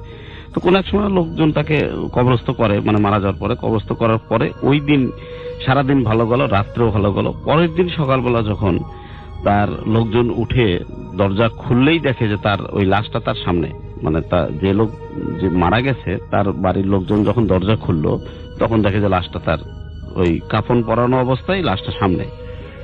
তো এই দেখে তারা তো হতচকিত হয়ে গেল যে কি ব্যাপার, এটা কি হলো। কবরে গেল, দেখলো যে কবর যেমন কবর তেমনই আছে, কোনো মাটিও সরানো হয়নি, কিছুই সরানো হয়নি, কিন্তু ওখানে লাশ নেই, লাশ হলে তাদের বাড়িতে। তো তখন তারা মনে করলো যে হয়তো লোকটা খারাপ ছিল, বা হয়তো এলাকার লোকজন তো তার শত্রু থাকতেই পারে, হয়তো কেউ এরকম বদমাইশি করে হয়তো এই কাজটা করছে, বা কোনো ভাবে তাকে নিয়ে এসে সামনে রাখছে। তো প্রথম দিন তারা কিছু না মনে করে এলাকার লোকজন আবার জোগাড় করলো, করে দেয় তাকে আবার ওই কবরে, যে কবরে ছিল সেই কবরে রাখছে। তো একটা সময় তো ওরা রাখে দেওয়ার পরে সারাদিন ভালো গেল, আবার রাত ভালো গেল। পরের দিন সকালবেলায় উঠে আবার যেই দরজা খুলছে, খুলে দেখে যে ঠিকই ওই লাশটা আবার যেমনকার অবস্থা সেই অবস্থায়। আবার কবরে খবর নিয়ে, মানে যে খোঁজ নিয়ে দেখলো, যে দেখে যে কোনো মাটিও সরানো হয়নি, কিচ্ছু করানো হয়নি, ওই যেমন কবর সেই রকমই আছে, কিন্তু লাশ নেই। আবার এরা তখন বুঝলো যে না, এখানে তো কোনো সমস্যা, এটা কি বিষয়টা কি, এটা তো তাহলে দেখতে হয়। তো তখন তারা করলো কি, ওই লোকজন ইন্ডিমিড টাইম তো এই বাতাসের সাহায্যে তো কথাটা খুবই ঘুরপাক খাচ্ছে, এবং যত দূর হচ্ছে তত লোকজন আরো বেশি হচ্ছে, আসতেছে। এই করতে করতে তখন এলাকার লোকজন কয়েক গ্রাম মিলে, তখন তো লোকজন ছিল খুব কম, তা আমার নানাও গেল সেই সময়। তো আমার নানা তখন এই গিয়ে যখন পুরো ঘটনা শুনলো, এরপরে তারা তাদের ইয়াং বয়সের ঘটনা, তো তখন তারা এরকম লোকজন জোগাড় করে তারা ওই কবরে গিয়ে আবার এটাকে কবরস্থ করলো। ওই কবরে করার পর আমার নানা এবং আরো সব লোকজন মিলে ওরা বললো যে আচ্ছা ঠিক আছে, দেখি আমরা এই পাহারা থাকবো আজকে রাত্রে, কে এই কাজটা করতেছে, মানুষ না কে, বা হতে পারে কেউ কেউ বলতেছে দিনের কাজ হতে পারে, কেউ কেউ বলতেছে হয়তো মানুষই করতেছে, তার কোনো শত্রু ছিল এইভাবে। তো যাই হোক, তারা মোটামুটি বেশ কিছু লোক মানে লাঠি টাঠি নিয়ে, কেউ ইটি নিয়ে, ওই গোরস্থানের উপরে যে গাছ থাকে, কিছু সাধারণত অনেক পুরনো গাছ থাকে, কেউ কেউ গাছে উঠে থাকলো, আবার কেউ কেউ ঝোপঝাড়া আড়ালে বিভিন্ন ভাবে কেউ কেউ এরকম অ্যাটেম্প নিয়ে থাকলো। তো একটা সময় এই রাত্র প্রায় 8টা-9টা থেকে তারা শুরু করছে পাহারা দেওয়া। ঠিক যখন 10টা বাজে, 11টা বাজে, 12টার সময় এরকম চাঁদনি রাত, ওরা তখন টের পেলো যে, দেখলো যে মানে মনে হলো যে আসমান থেকে কোন 3জন লোক জুব্বা পরা, একদম ফর্সা, 30-35 হাত লম্বা এরকম। তো দেখলো যে 3জন লোক এসে ওই কবরটার পাশে 3টা জায়গায় তারা মন নিল। একজন পায়ের কাছে গেল, একজন সিনা বরাবর, আর একজন মাথার কাছে। তো এরা দেখে তো এরা তো মানে কি পাহারা দিবে আর কি, অনেকেই তো ভয়ে পালাইছে, মানে যারা একটু ভীতু টাইপের লোক, আর যারা সাহসী তারা দেখতেছে দেখি কি করা যায়। তো যখন তারা লাঠি টাঠি নিয়ে তখন দেখতেছে যে যখন ওই মাঝখানের যে লোকটা, উনি সিনার উপরে যখন ওই হাত দিল, দেখে যে আপসায়াপ ওই মোদ্দাটা তার মানে হাতের উপরে উঠে আসলো। তো এইটা যখন দেখছে, এই দেখার পরে তখন তারা সব কেউ যারা যেখানে ছিল আপসায়াপ পড়ে গেছে, ওখানেই ফ্রেন্ড হয়ে গেছে সবাই। কিছু লোক তো পালাই গেছে আগেই, আর যারা ছিল তারা ওখানে পড়ে গেছে, পড়ে যায় মানে একদম সেন্সলেস অবস্থা। তো পড়ার পরে সবচেয়ে বড় সমস্যাটা হয়েছে সেই সময় যে তারা প্রত্যেকটা লোকে যারা বাড়িতে গিয়ে ঘুমাইছে তারাও স্বপ্ন দেখছে, এবং এখানে যে কয়জন ছিল তারাও স্বপ্ন দেখে, একই সেম ঘটনা। তাদেরকে বলা হচ্ছে যে এই লোকটি এত চরম খারাপ লোক ছিল, তোরা যদি এখানে তাকে 100 বারও যদি তোরা কবরস্থ করিস, 100 বারও এই লাশটা তোদের বাড়িতেই যাবে। এটা স্বপ্নে দেখছে তারা। এবং ওই দিনও কিন্তু রাত্রে 3য়বারের মতো আবার লাশটা তাদের বাড়িতে ঠিকই গেছে, মানে তাদের বাড়িতে গেছে, এবং যাওয়ার পরেই ধুমকিটা দিছে যে এরপরে যদি তোরা আবারও দিস, তাহলে এই লাশ ততবারই যাবে তোদের বাড়িতে, যে এই লাশ এখানে গ্রহণ হবে না, মানে গ্রহণ করা যাবে না, হবে না। তো তখন বলছে যে তাহলে, তখন তারা বলতেছে যে হ্যাঁ, একটা বুদ্ধি আছে, এই লোকটা যেখানে তোরা কবরস্থ করছিস, এই গোরস্থানের মধ্যেই এই পাশেই একজন বুজুর্গ লোকের, ওলি আল্লাহর একজন মানে কবর আছে। তো আমাদের রাসেল ভাই, এটা স্বাভাবিক, আমাদের মুসলমান ধর্মেও আছে যে কোনো বুজুর্গ বা ওলি আল্লাহ থাকে, তার আশেপাশে 40 গজের মধ্যে কোনো সাধারণত কবর আজাব হয় না। এটা আমরা জানি না, হ্যাঁ, আমরা এটা বিশ্বাস করি, এটা আমাদের একটা আছে। তো এই সময় তারা যখন তাকে বলল যে তোরা এখান থেকে 50-60 গজ দূরে একটা জায়গা দেখা দিল, প্রায় নদীর কাছাকাছি, বলে যে ওখানে যে তোরা যদি তাকে রাখতে পারিস কবর দিয়ে, তাহলে তোরা তো রেহাই পাবি, না হলে এখানে রাখলে যতবার রাখবি ততবারই তোদের বাড়ি যাবে। তো তখন তারা একটা সময় এই জেগে গেল, মানে তারা সবাই কেউ কেউ হয়ে গেল, হুঁশ ফিরে আসলো। এসে তখন তারা যে যার মতো পাচ্ছে বাড়িতে, যার বাড়িতে গেছে, বাড়িতে গিয়ে কোন রকমের রাতটা কাটাইছে। দেখে যে পরের দিন সকালবেলা দেখে যে ওই ঠিক হুবহু লাশটা তাদের বাড়িতেই পাওয়া গেল। তখন এলাকার লোকজন তো এটা বিরাট একটা সরগোল পড়ে গেল, এবং এলাকার লোকজন বললো যে না, এটা তো স্বাভাবিকভাবে নেওয়া যায় না। তো এক কথা দুই কথা সবার সামনে বললো যে আমি একটা স্বপ্ন দেখলাম যে ওই 3জন এই কথা বলতেছিল এই লাশটা সম্বন্ধে। তো বলতেছে আমিও তো দেখছি, ও বলতেছে আমিও তো দেখছি। এখন সবাই বলতেছে, এমনকি বাড়িতে যারা ছিল তারাও বলতেছে আমরা তো দেখছি এই স্বপ্ন, কি ব্যাপার, এটা ঘটনা নাকি। তখন একটা সময় ওই আমার নানা বললো যে তখন ওই তাদের কথা মোতাবেক এই লাশটাকে ঠিক ওই 50-60 গজ দূরে যেখানে বলা হয়েছে ঠিক সেখানে গেলাম, যা ওখানে একটা কবর খুঁড়ে তাকে আবার রাখা হলো। সবচেয়ে বড় মজার ঘটনা, মানে দুঃখজনক হলে সত্য, যে রাসেল ভাই আমার নানা যারা বললো যে এই লাশটা যখন রাখলো, রেখে তারা কিছু দূর এগিয়ে আসছে, মানে পিছনের দিকে তারা তাকায় নাই, এমন ভাবে বিকট শব্দ একটা হলো যে শব্দের চোটে তারা যে পিছনের দিকে তারা এই সুযোগ তারা পায়নি, মানে তারা সোজা দৌড় সামনের দিকে দেখে দৌড়ে। তো ওই দিন আর তারা যায়নি। পরের দিন কেউ তারা গিয়ে দেখে যে ওই কবরটা, আমাদের কবর সাধারণত 2-1 মাসে বা 3 মাসে সাধারণত বৃষ্টি না হলে কবর ভেঙে যাওয়ার কথা না, কিন্তু তারা দেখতে পারলো পরের দিনই যায় দেখে যে কোনো বৃষ্টি নাই, কিছু নাই, শুকনো একটা জায়গা, ঠিক সেখানে যে দেখে যে ওই কবরটা একদম মাটির সঙ্গে মিশে গেছে। মানে মনে হয় না যে এখানে এই কবর বোধহয় আরো 2-4-5 বছর আগে বোধহয় কবর দেওয়া হয়েছে, অথচ কবরটা কিন্তু গতকালকে দেওয়া হয়েছে। এইভাবে তাকে মানে তার একটা হয়।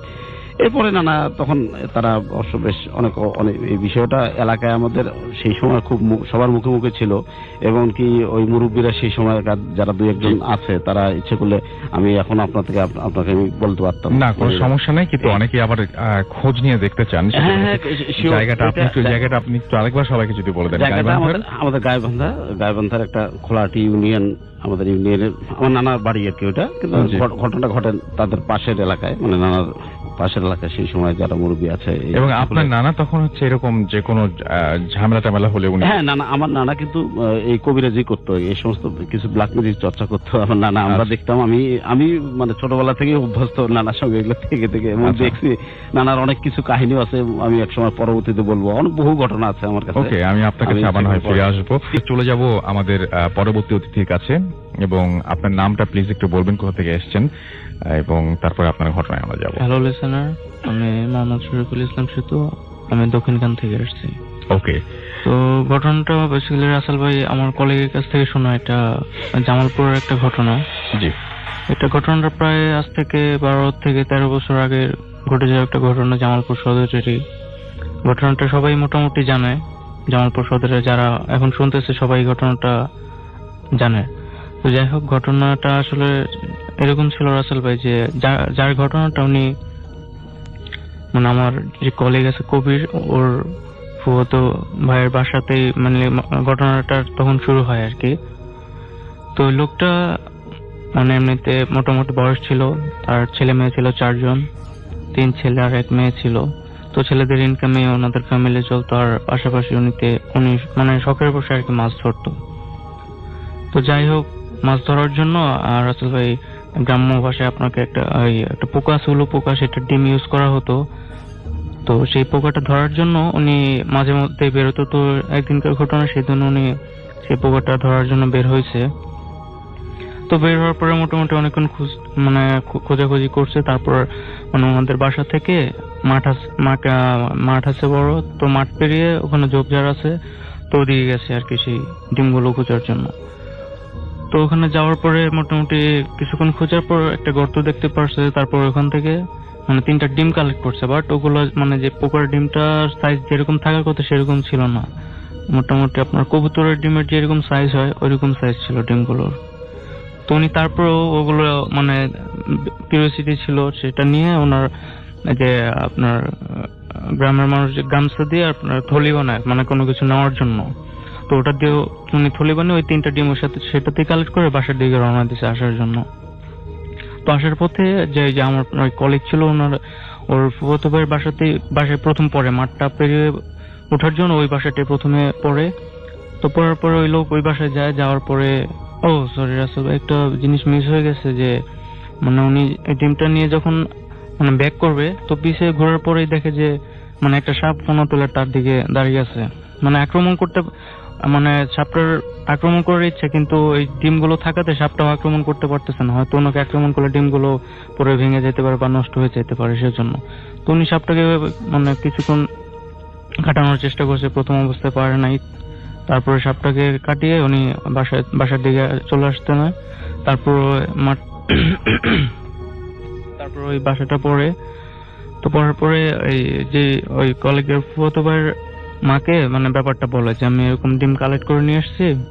তো মানে আসার সময় এরকম সাপটা ছিল, তো থাকার মানে সাপটা এরকম পরে মানে বলছে যে এগুলো আসলে সাপের ডিম, আপনি কাজটা হয়তো ভালো করেন নাই, এটা আপনার ভালো নাও হইতে পারে।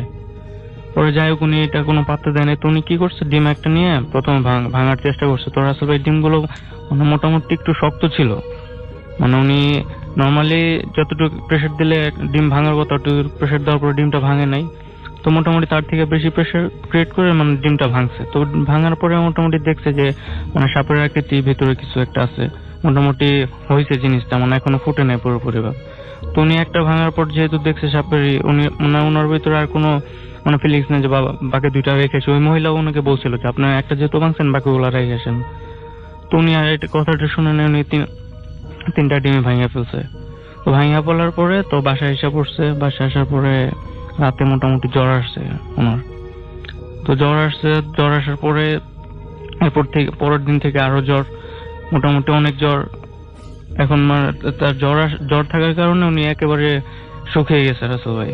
তো শুকিয়ে যাওয়া অবস্থায় লাস্ট যেদিন জ্বরটা উঠছে ওদিনকে রাতে উনি দেখতে পায় স্বপ্নে যে সাপটা আমাকে দেখাইতেছে যে এটা নষ্ট করছো ডিম, তো আমিও তোমারও এরকম ক্ষতি হবে, 3টা জিনিস আমি তোমার কাছ থেকে নিয়ে নেব। তো এরকম বলার পরে তোমার যে জ্বর ছিল উনি আর ব্যাপারটা কাউকে শেয়ারও করে না যে স্বপ্ন উনি কি দেখছে বা কি। তো উনি 1 সপ্তাহ টোটালি ওই ঘটনার 1 সপ্তাহ পরে মারা যায়। তো মারা যাওয়ার আগের দিন ওনার ওয়াইফকে শেয়ার করে যায় ব্যাপারটা যে উনি স্বপ্নে এরকম কিছু দেখছে। তো শেয়ার করে যাওয়ার পর ওনার যে ওয়াইফ ছিল সে তখন ভিতরে একটা ভয় ঢুকে যায়, যেহেতু এরকম একটা কিছু হয়েছে। তো এখন ওনার হাজবেন্ড মারা গেছে, তো বলে গেছে যে 3 জনের এরকম ক্ষতি হতে পারে। তো এখন তো আরো ফ্যামিলির আরো অনেক সদস্য আছে, তাদেরও ক্ষতি হতে পারে। তো যাই হোক রাসেল ভাই, ওই লোক মারা যাওয়ার 40 দিনের মধ্যেই ওই লোকের বড় ছেলে যে ছিল, তো ওর বড় ছেলে প্লাস ওনার কয়েকটা ফ্রেন্ড মিলে, তখন মোটামুটি একটু শীতকাল ছিল রাসেল ভাই। তো ওনারা শীতকালে এই ব্যাপারটা ওনারা কি করছে, আপনার রাত্রেবেলা বেরিয়ে ওখানে এলাকায় আর কি তার চুরি করার জন্য, কারেন্টের তার চুরি করার জন্য রাত্রে বের হয়েছে। কারণ রাত্রেবেলা সবাই ঘুমায় পড়ে, লাইট ফ্যান অফ করে, তখন চুরি করলে কোনো প্রবলেম হওয়ার বা ধরা খাওয়ার কোনো একটা চান্স থাকবে না।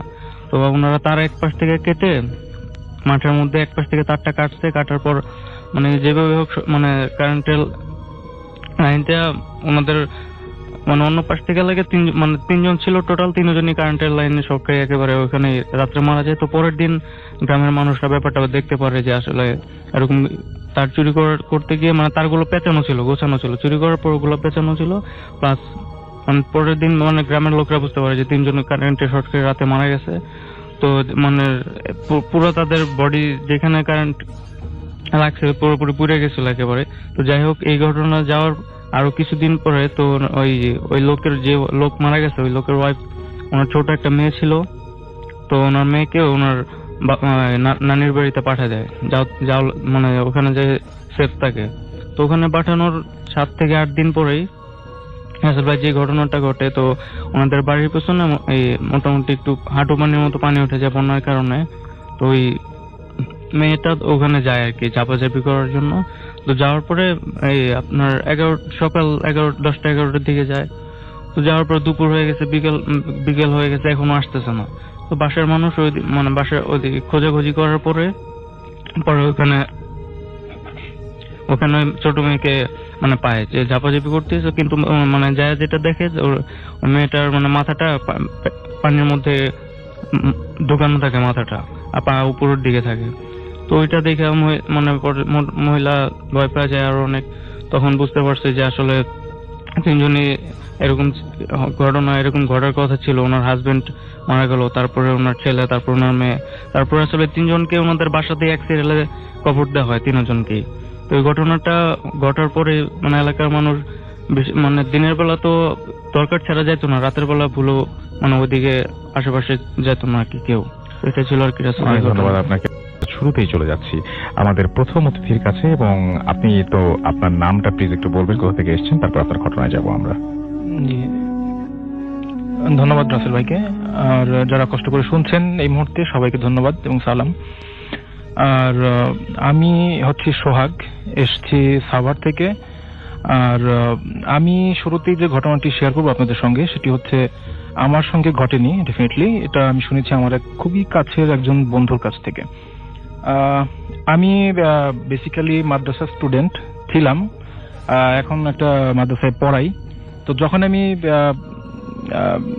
পড়াশোনার ছিলাম, তো তখন আমি ঢাকার একটা বিখ্যাত মাদ্রাসায় পড়ার জন্য আসি, আমি নামটা বলতে চাচ্ছি না।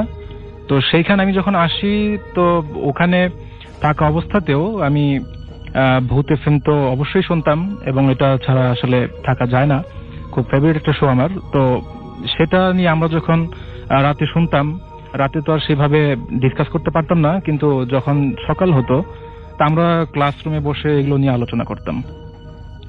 তো মানে প্রথম কয়েকটা ঘন্টা আমাদের এগুলো নিয়ে আলোচনা করতে করতে চলে যেত।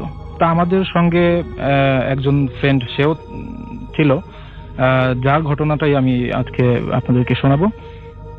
সে হচ্ছে আব্দুর রহমান। সে এগুলো শুনতো, আমরা যে এগুলো ডিসকাস করি সেগুলো সে শুনতো। তো শুনে সে চুপচাপই থাকতো।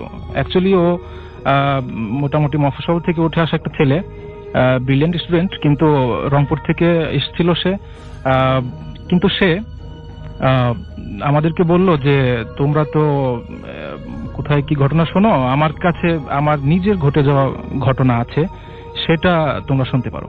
তা আমি খুব হ্যাপি হয়েছিলাম ওই সময়টাতে যে আমি বাজারে বাজারে বলা যেতে পারে ভূতের ঘটনা কালেক্ট করে বেড়াতাম, মুরব্বীদের কাছে শুনতে চাইতাম, তারা অনেক সময় অনেক মন্তব্য করতো, কিন্তু এ তো দেখি আমাকে সেদে সেদে দিতে যাচ্ছে। তো আমি ভাবতে পারিনি ওর ঘটনাগুলো এতটা সুপার ন্যাচারাল তো বটেই, এটা তারও থেকে আরো বেশি। তো সেই ঘটনাগুলো ফেস করার পরে সে কিভাবে সার্ভাইভ করছে আসলে এই জীবনে, তো সে আমাকে একটা ঘটনা শোনায়। তাকে আমি রিকোয়েস্ট করি যখন, সে আমাকে একটা ঘটনা শোনালো। তো ঘটনাটা হচ্ছে যে 2011 বা 2012 এই সময়টার মধ্যে ও বগুড়ার একটি মাদ্রাসায় পড়াশোনা করার জন্য এসেছিল রংপুর থেকে। তো আমি সে মাদ্রাসার নাম বলবো না, খুব বিখ্যাত একটা মাদ্রাসা। তো ও মাদ্রাসায় বিশেষ কিছু কারণে থাকতে পারেনি, অনেক গ্যাদারিং হয় সেখানে, অনেকের সাথে একসঙ্গে থাকতে হয়। তো ফলে ও কিছু ফ্রেন্ডস জুটিয়ে ফেলে, যাদের নিয়ে ও একটা মেস ভাড়া করে থাকতে পারবে এরকম একটা। তো মেস নেয়, কয়েকটা মাস বেশ ভালো যাচ্ছিল ওদের, পড়াশোনাও বেশ ভালো চলছিল। তো বললো যে আমি হঠাৎ একটা জিনিস নোটিস করি, সেটা হচ্ছে যে আমরা যখন স্পেসিফিক একটা ক্লাস করতাম, ওই ক্লাসের যিনি লেকচারার ছিলেন, খুবই বুজুর্গ ব্যক্তি, আমরা যেটাকে বলি আধ্যাত্মিক ব্যক্তি। তো সে আমাদেরকে পড়াতো, হাদিস পড়াতো। তো পড়ানোর সময় আমরা যারা সামনে বসতাম ওই শিক্ষকের, তো আমাদেরকে উনি হাদিস পড়াতে পড়াতে অনেক সময় জিজ্ঞেস করে না শিক্ষকরা যে তোমরা কি হাদিসটা বুঝতে পেরেছো কিনা বা পড়াটা বুঝতে পারলে কিনা। তো তখন আমরা যখন বলতাম যে জি ওস্তাদ জি আমরা পড়াটা বুঝতে পেরেছি, তো তখন তিনি একটা অদ্ভুত একটা মানে অ্যাক্ট করতেন তিনি, যে তিনি পেছন দিকে আবার তাকাতেন।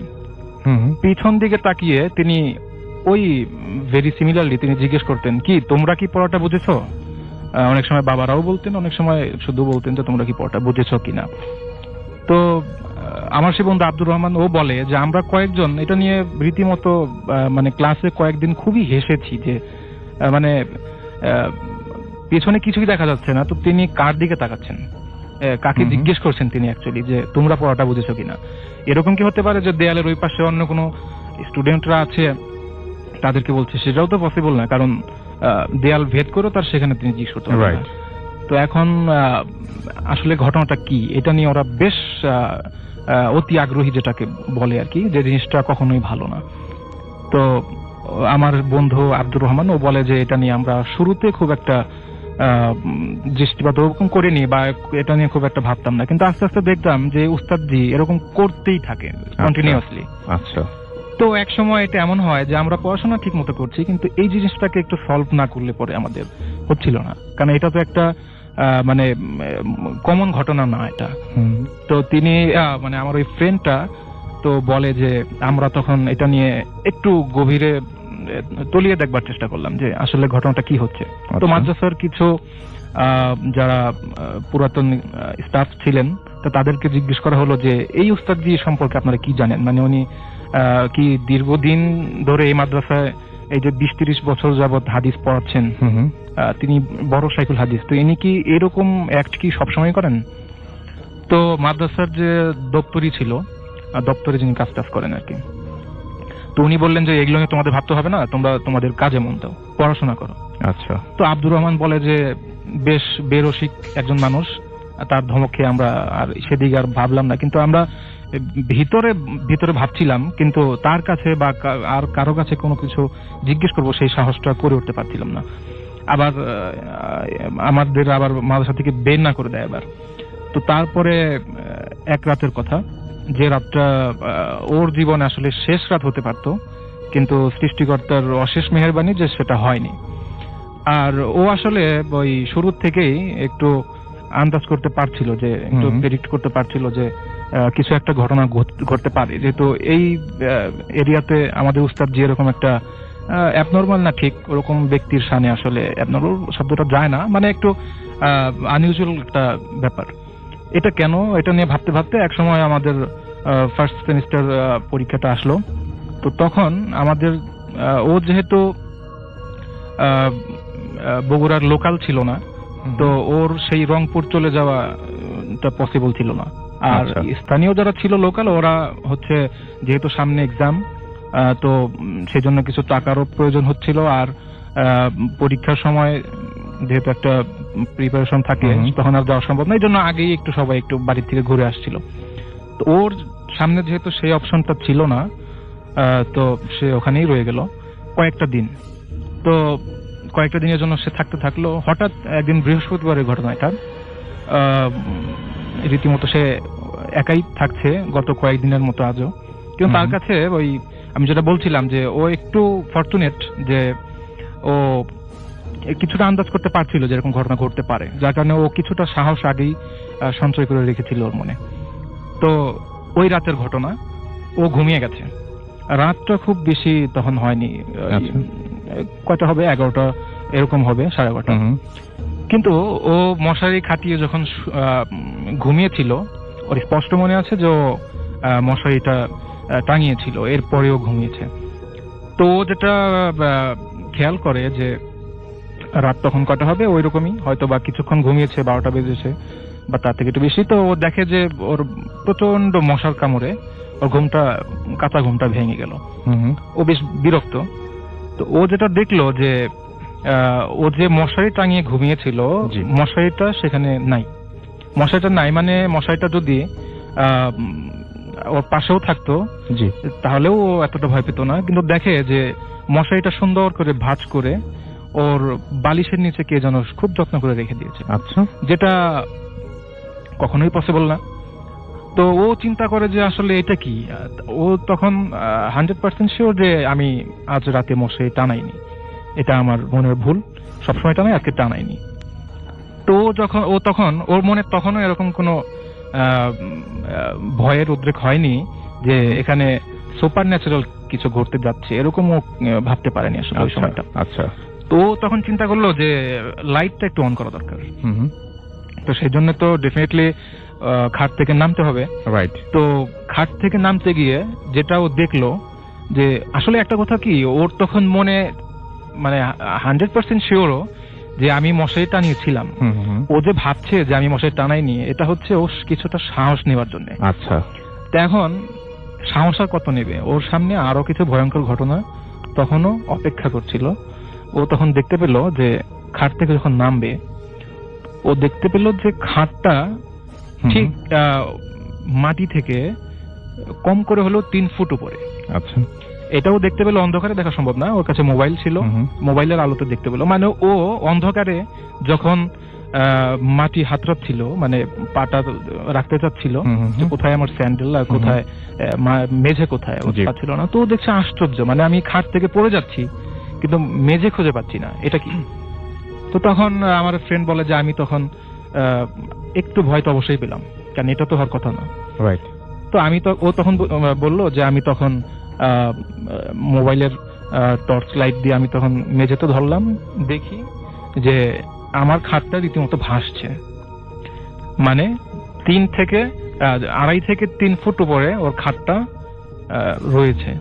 তো এই ঘটনাটা যখন একজন সুস্থ মস্তিষ্ক সম্পন্ন ব্যক্তি দেখবে যে তার খাটটা হতে পারে মশারি টানিয়ে ঘুমিয়েছিল কিন্তু সেটা ভাঁজ করে রাখা, এটা না হয় মেনে নেওয়া যায়। কিন্তু ও আসলে যখন বলছিল রাসেল ভাই যে আমি দেখতে পাচ্ছিলাম যে ওর মানে ও ঘামছে, কারণ ঘটনা তো ওর সাথে ঘটেছে, জি, এবং সেটাই হবে। আমরা শুনে মজা পাচ্ছি, কিন্তু ও তো সেরকম না। ও যেহেতু ফেস করেছে ঘটনাটা, তো ও বললো যে আমি তখন যখনই দেখলাম যে আমার খাটটা মাটি থেকে 3 ফুট উপরে, তা আমি ভাবলাম সামথিং ইজ রং। এবং আমি তখন একটা বুদ্ধিমানের মতো কাজ করেছিলাম যে আমি একটা চিৎকার দিতে পেরেছিলাম। এটা আসলে তার ক্রেডিট না, এরকম চিৎকার বেরিয়ে যাবে আসলে। তো চিৎকারটা যখন সে দিল, তো তখন আর সে কিছু বলতে পারবে না, অবভিয়াসলি সে সেফলেস। আর এই চিৎকারটা বেশ কাজে দিয়েছিল, কারণ আশপাশে যারা ছিল, যেহেতু রাত অতটা গভীর হয়নি তখনও, তো সেই জন্য আশপাশের মানুষ চিন্তা করলো যে আবার কোনো ধরনের ঘটনা ঘটলো কিনা, কত ধরনের ঘটনা ঘটে আজকাল, তো কি হলো, ব্যাপারটা কি। তো সবাই আসলো, আসার পরে দেখলো এলাকাবাসী বা ওরই যারা পাশের রুমে যারা ছিল ক্লাসমেট, ওরাও মেস ভাড়া নিয়েছিল, তো ওরা এসে দেখলো যে ভিতর থেকে লক করা, আবার এরকম বিকট একটা আওয়াজ, কিভাবে এটা হলো। তো দরজার চৌকাট ভেঙে ভিতরে গেল, গিয়ে দেখে যে একদম ফিট হয়ে পড়ে আছে মেঝেতে, এবং কিছুটা মুখ দিয়ে ওই সাদা এক ধরনের মানে কি এক ধরনের লালা এরকম বেরিয়ে পড়ছে, মানে একটা বিশ্রী অবস্থা। তো সবাই বললো যে আগে ওকে জ্ঞান ফেরানো হোক, সব শোনা যাবে। আর ওরা চিন্তা করলো যে কোনো চোর ডাকাতের অ্যাটাক হয়েছিল কিনা, বলছে না এখানে তো চোর ডাকাত আসবে কোত্থেকে, এবং সবকিছু একদম আগের মতো, জানালা ভাঙানা, আবার দরজা সব ঠিক আছে। তো ও যেটা বলে যে আমি যখন বেশ কয়েক ঘন্টা পরে, মানে সকালবেলা অবশ্যই পরের দিন দুপুরের দিকে ওর জ্ঞান ফেরে, ও বলে যে আমি যখন উঠি, মানে আমি যখন জ্ঞান আমি ফিরে পাই, তখন আমি দেখি, আমি আবিষ্কার করি যে আমি একটা খাটে শুয়ে আছি, এবং ওই যে সে যেই যে শিক্ষক আমাদের, যাকে নিয়ে আমরা হাসাহাসি করতাম, সে সেখানে আমার ডান পাশে বসে আছে। তাকে দেখে আমার বেশ সাহস লাগছিল, কেন জানি, ও বলে। তো ওকে তখন জিজ্ঞেস করা হয় যে, ওই শিক্ষক জিজ্ঞেস করেন যে কি হয়েছিল তোমার, তো সে তখন এই পুরো ঘটনাটা খুলে বলে। তো তখন উস্তাদ জি ওকে যে ঘটনাগুলো বলে সেটা রীতিমতো অবিশ্বাস্য। তো সে বলে যে আসলে তোমরা এই আমার ক্লাসে যখন ক্লাস করতে, তখন তোমরা বিশ্বাস করবে কিনা জানি না, আমার পেছনে অন্তত পক্ষে 40 থেকে 50,000 জিন আমার দর্শে অর্থাৎ ক্লাসে তারা নিয়মিত ক্লাস করে এখনো, এবং করবে তারা। তোমরা যেরকম শিক্ষা নিতে এসছো, ধর্মীয় শিক্ষা, তাদেরও এরকম মনে চায় এবং তারাও এরকম করে, এটা করে থাকে এটা। তো সেই জন্যই তারা মূলত আসে। আর আমি তাদের খুবই শ্রদ্ধাভাজন এবং পছন্দের একজন শিক্ষক, আমি তাদেরকে হাদিসের দর্শ দেই এবং তারা আমাকে খুব শ্রদ্ধা করে।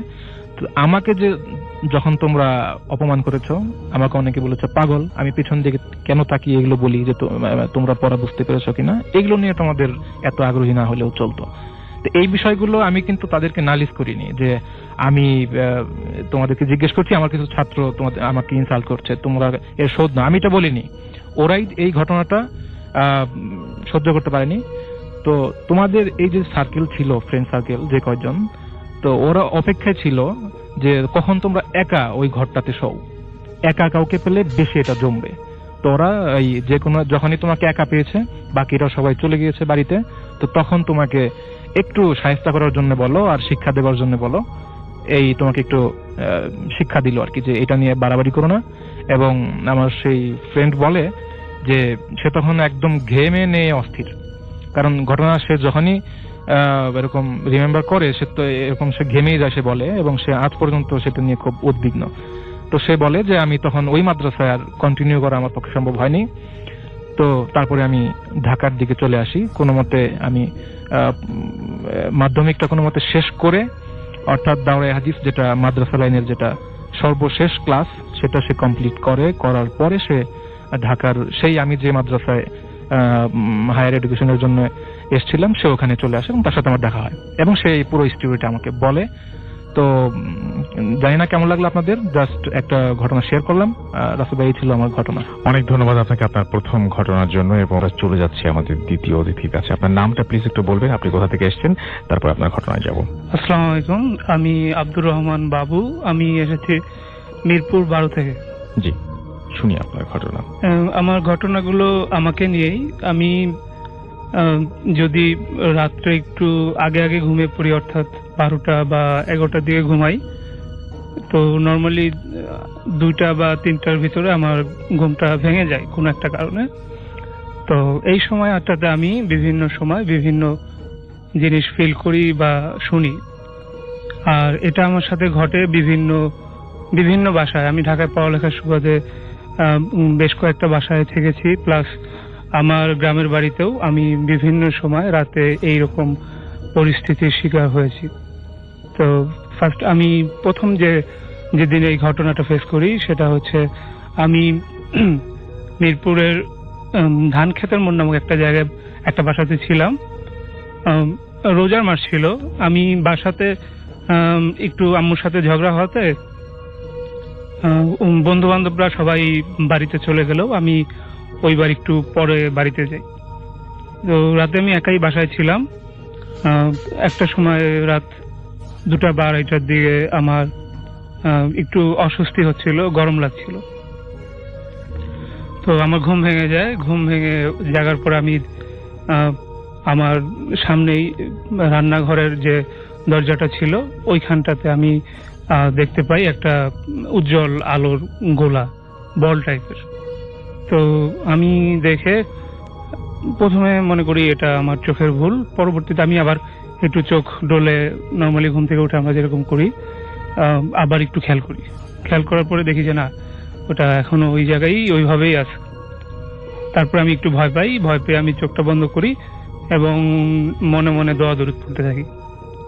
তো কেন জানি আবার কিছুক্ষণ পরেই আমি আবার কৌতূহলবশত চোখটা খুলি এবং চোখটা খোলার পরে দেখতে পাই যে ওটা আমার ঠিক মুখের সামনে চলে আসছে আলোটা, এবং মুখের সামনে থেকে স্টিল ওখানে মুখের সামনেই রয়ে গেছে। এটা দেখতে দেখতে জানালা দিয়ে আলোটা বেরিয়ে চলে যায়। আমি ভয়ে চোখটা সেদিন রাতে বন্ধ করি। এরপর আমি আর খোলার চেষ্টা করিনি, আর কৌতূহল বশতও খোলার চেষ্টা করিনি। তো পরবর্তী দিন সকালে আমি ঘুম ভেঙে সবকিছু নর্মালি ভোলার চেষ্টা করি এবং বাড়ি চলে আসি। এরপর বাড়ি চলে আসার পরে কোন একটা সময় আমি সন্ধ্যার পরে মাগরিবে আজান হয়। মাগরিবে আজান হলে বন্ধু বান্ধবকে বিদায় দিয়ে আমি আমার বাড়ির দিকে রওনা দিই। তো বলে রাখা ভালো যে আমার বাড়িটা একটু ফাঁকা বাড়ি টাইপের এবং ওঠার সময় একটু ঢালু আছে, গেট দিয়ে ওঠার সময়। তো ওই গেটের কাছে আসার পরে আমি যখন গেট দিয়ে ঢুকবো এই সময় মনে হচ্ছিল কেউ একজন আলতো করে আমার পিছন থেকে আমার চুলটা টেনে আমাকে ঢালু এমন ভাবে টান দেয় যে আমি ওই ঢালুটার উপর দিকে না গিয়ে নিচের দিকে নেমে আসি। তো আমি ব্যাপারটাকে মনে করি যে আমার কোনো একটা ফ্রেন্ড হয়তো যাদের আমি বিদায় দিয়েছি ওরাই হয়তো কেউ চুপে চুপে এসে পিছন থেকে আমাকে হয়তো এভাবে চুলটা টান দিয়েছে। এটা আসলে ব্যথা দেওয়ার মতো কিছু ছিল না, খুবই আলতো ভাবে জাস্ট টান দিয়েছে। তো আমি ঘুরে উঠি কেড়ে। তো ফ্রেন্ড আমরা যেভাবে যা বলি ওই রকম কিছু কথোপকথন বলে আমি পিছন দিকে তাকাই। পিছন দিয়ে তাকানোর পরে আমি আসলে ওখানে কাউকে পাইনি। তো আমি ভাবছি আমার কোনো ফ্রেন্ড দুষ্টামি করতেছে। আমি তাকে ধরার জন্য মোবাইলের লাইটটা জ্বালাই। ফ্ল্যাশ লাইটটা জ্বালানোর পরে আমি ডানে বামে যে ধান ক্ষেতের জায়গাগুলো ছিল এবং ফাঁকা জায়গা ছিল, ওখানে কোনো গাছপালা বা বাড়িঘর ছিল না, বেশ ফাঁকা ছিল। লাইট জ্বালালে আপাতত 100-200 গাছের ভিতরে কি আছে সবকিছু ক্লিয়ারলি বোঝা যায়। তো আমি লাইট দেই, বাট ওই সম্পূর্ণ এরিয়াতে কেউ ছিল না। তো আমি ব্যাপারটা আসলে ভয় পেয়েছি না মজা পেয়েছি আমি জানি না। আমি মুসকি মুসকি হাসতে হাসতে আমার দরজার সামনে আসি। ভিতরে আব্বা আম্মা ডাইনিং টেবিলে বসা ছিল, আম্মা খাটে বসা ছিল। তো ওনারা কেবল নামাজ পড়ে উঠছে আর কি, মাগরিবের নামাজ পড়ে উঠছে। তো বলতেছে কি ব্যাপার, হাসিস কি জন্য? তো আমি বাড়ি থেকে আব্বাকে বলতেছি যে কি হইলো বুঝলাম না। বলতেছে কি হইলো? বললাম পিছন থেকে কেউ একজন চুলটা ধরে টান দিল এবং ভালোভাবেই টান দিল। আমি পিছনে নেমে যেতে বাধ্য হইলাম। তারপরে ঘুরে দেখি আর কেউ নাই। তো ওনারা তখন যেটা বললো যে আরে না, এগুলো কিছু না, আর সারাদিন ঘুরিস বেড়াস, সারা রাত পিসিতে গেম খেলিস, রাতে ঘুমাস না, এই জন্য এরকম মনে হচ্ছে।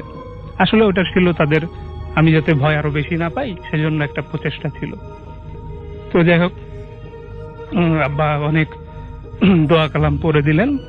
ওই রাতে বাড়ি বন্ধ করার জন্য আব্বা বিভিন্ন রকম দোয়া কালাম পড়লেন, পরে বললেন যে এখন আর কোনো সমস্যা হবে না। তো এরপরে কোন একটা সময় আমি রাতে ঘুমিয়েছিলাম আমার গ্রামের বাড়িতে, সিরাজগঞ্জের বেলকুচি তামাবাসা, ওখানে আমি ছিলাম, ঘুমিয়েছিলাম। আমি ওই দিন আব্বা আম্মা যেহেতু বলে যে ওই তুই রাত জাগির বেশি, এই জন্যই তোর সাথে এরকম একটা ঘটনা হয়েছে। তো ওই দিন ওনাদের মানে শান্তির জন্য হোক আর ওনাদের দেখানোর জন্য হোক, আমি একটু তাড়াতাড়ি ঘুমায় পড়ি, হয়তো 11টা বা 11:30 হবে। ওদিন আর আমি গেম টেম খেলি না। তো ঘুমানোর পরে আমি রাত 2টা বা 2:30 হবে, আমি ঘুরে দেখিনি আসলে। ওই সময় আমার ঘুমটা ভেঙে যায়, মনে হচ্ছিল কেউ আমাকে আমার নাম ধরে ডাকছিল। তো বলে রাখা ভালো, আমি যে রুমে থাকি ওই রুমের পাশে একটা রুম, ওই রুমে আমার ছোট বোন থাকে নর্মালি। তো ওদিন ও ছিল না, ও পড়ালেখা সুবাদে সিরাজগঞ্জ ছিল, আর আব্বা আম্মা ছিল পাশের আরেকটা আমাদের ঘর আছে, ওই ঘরে ছিল।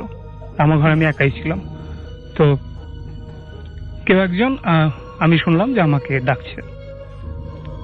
ডাকাটা আমি ভাবছি যে হয়তো ঘুম থেকে উঠছি, হয়তো ব্যাপারটা আমার মনের ভুল হতে পারে।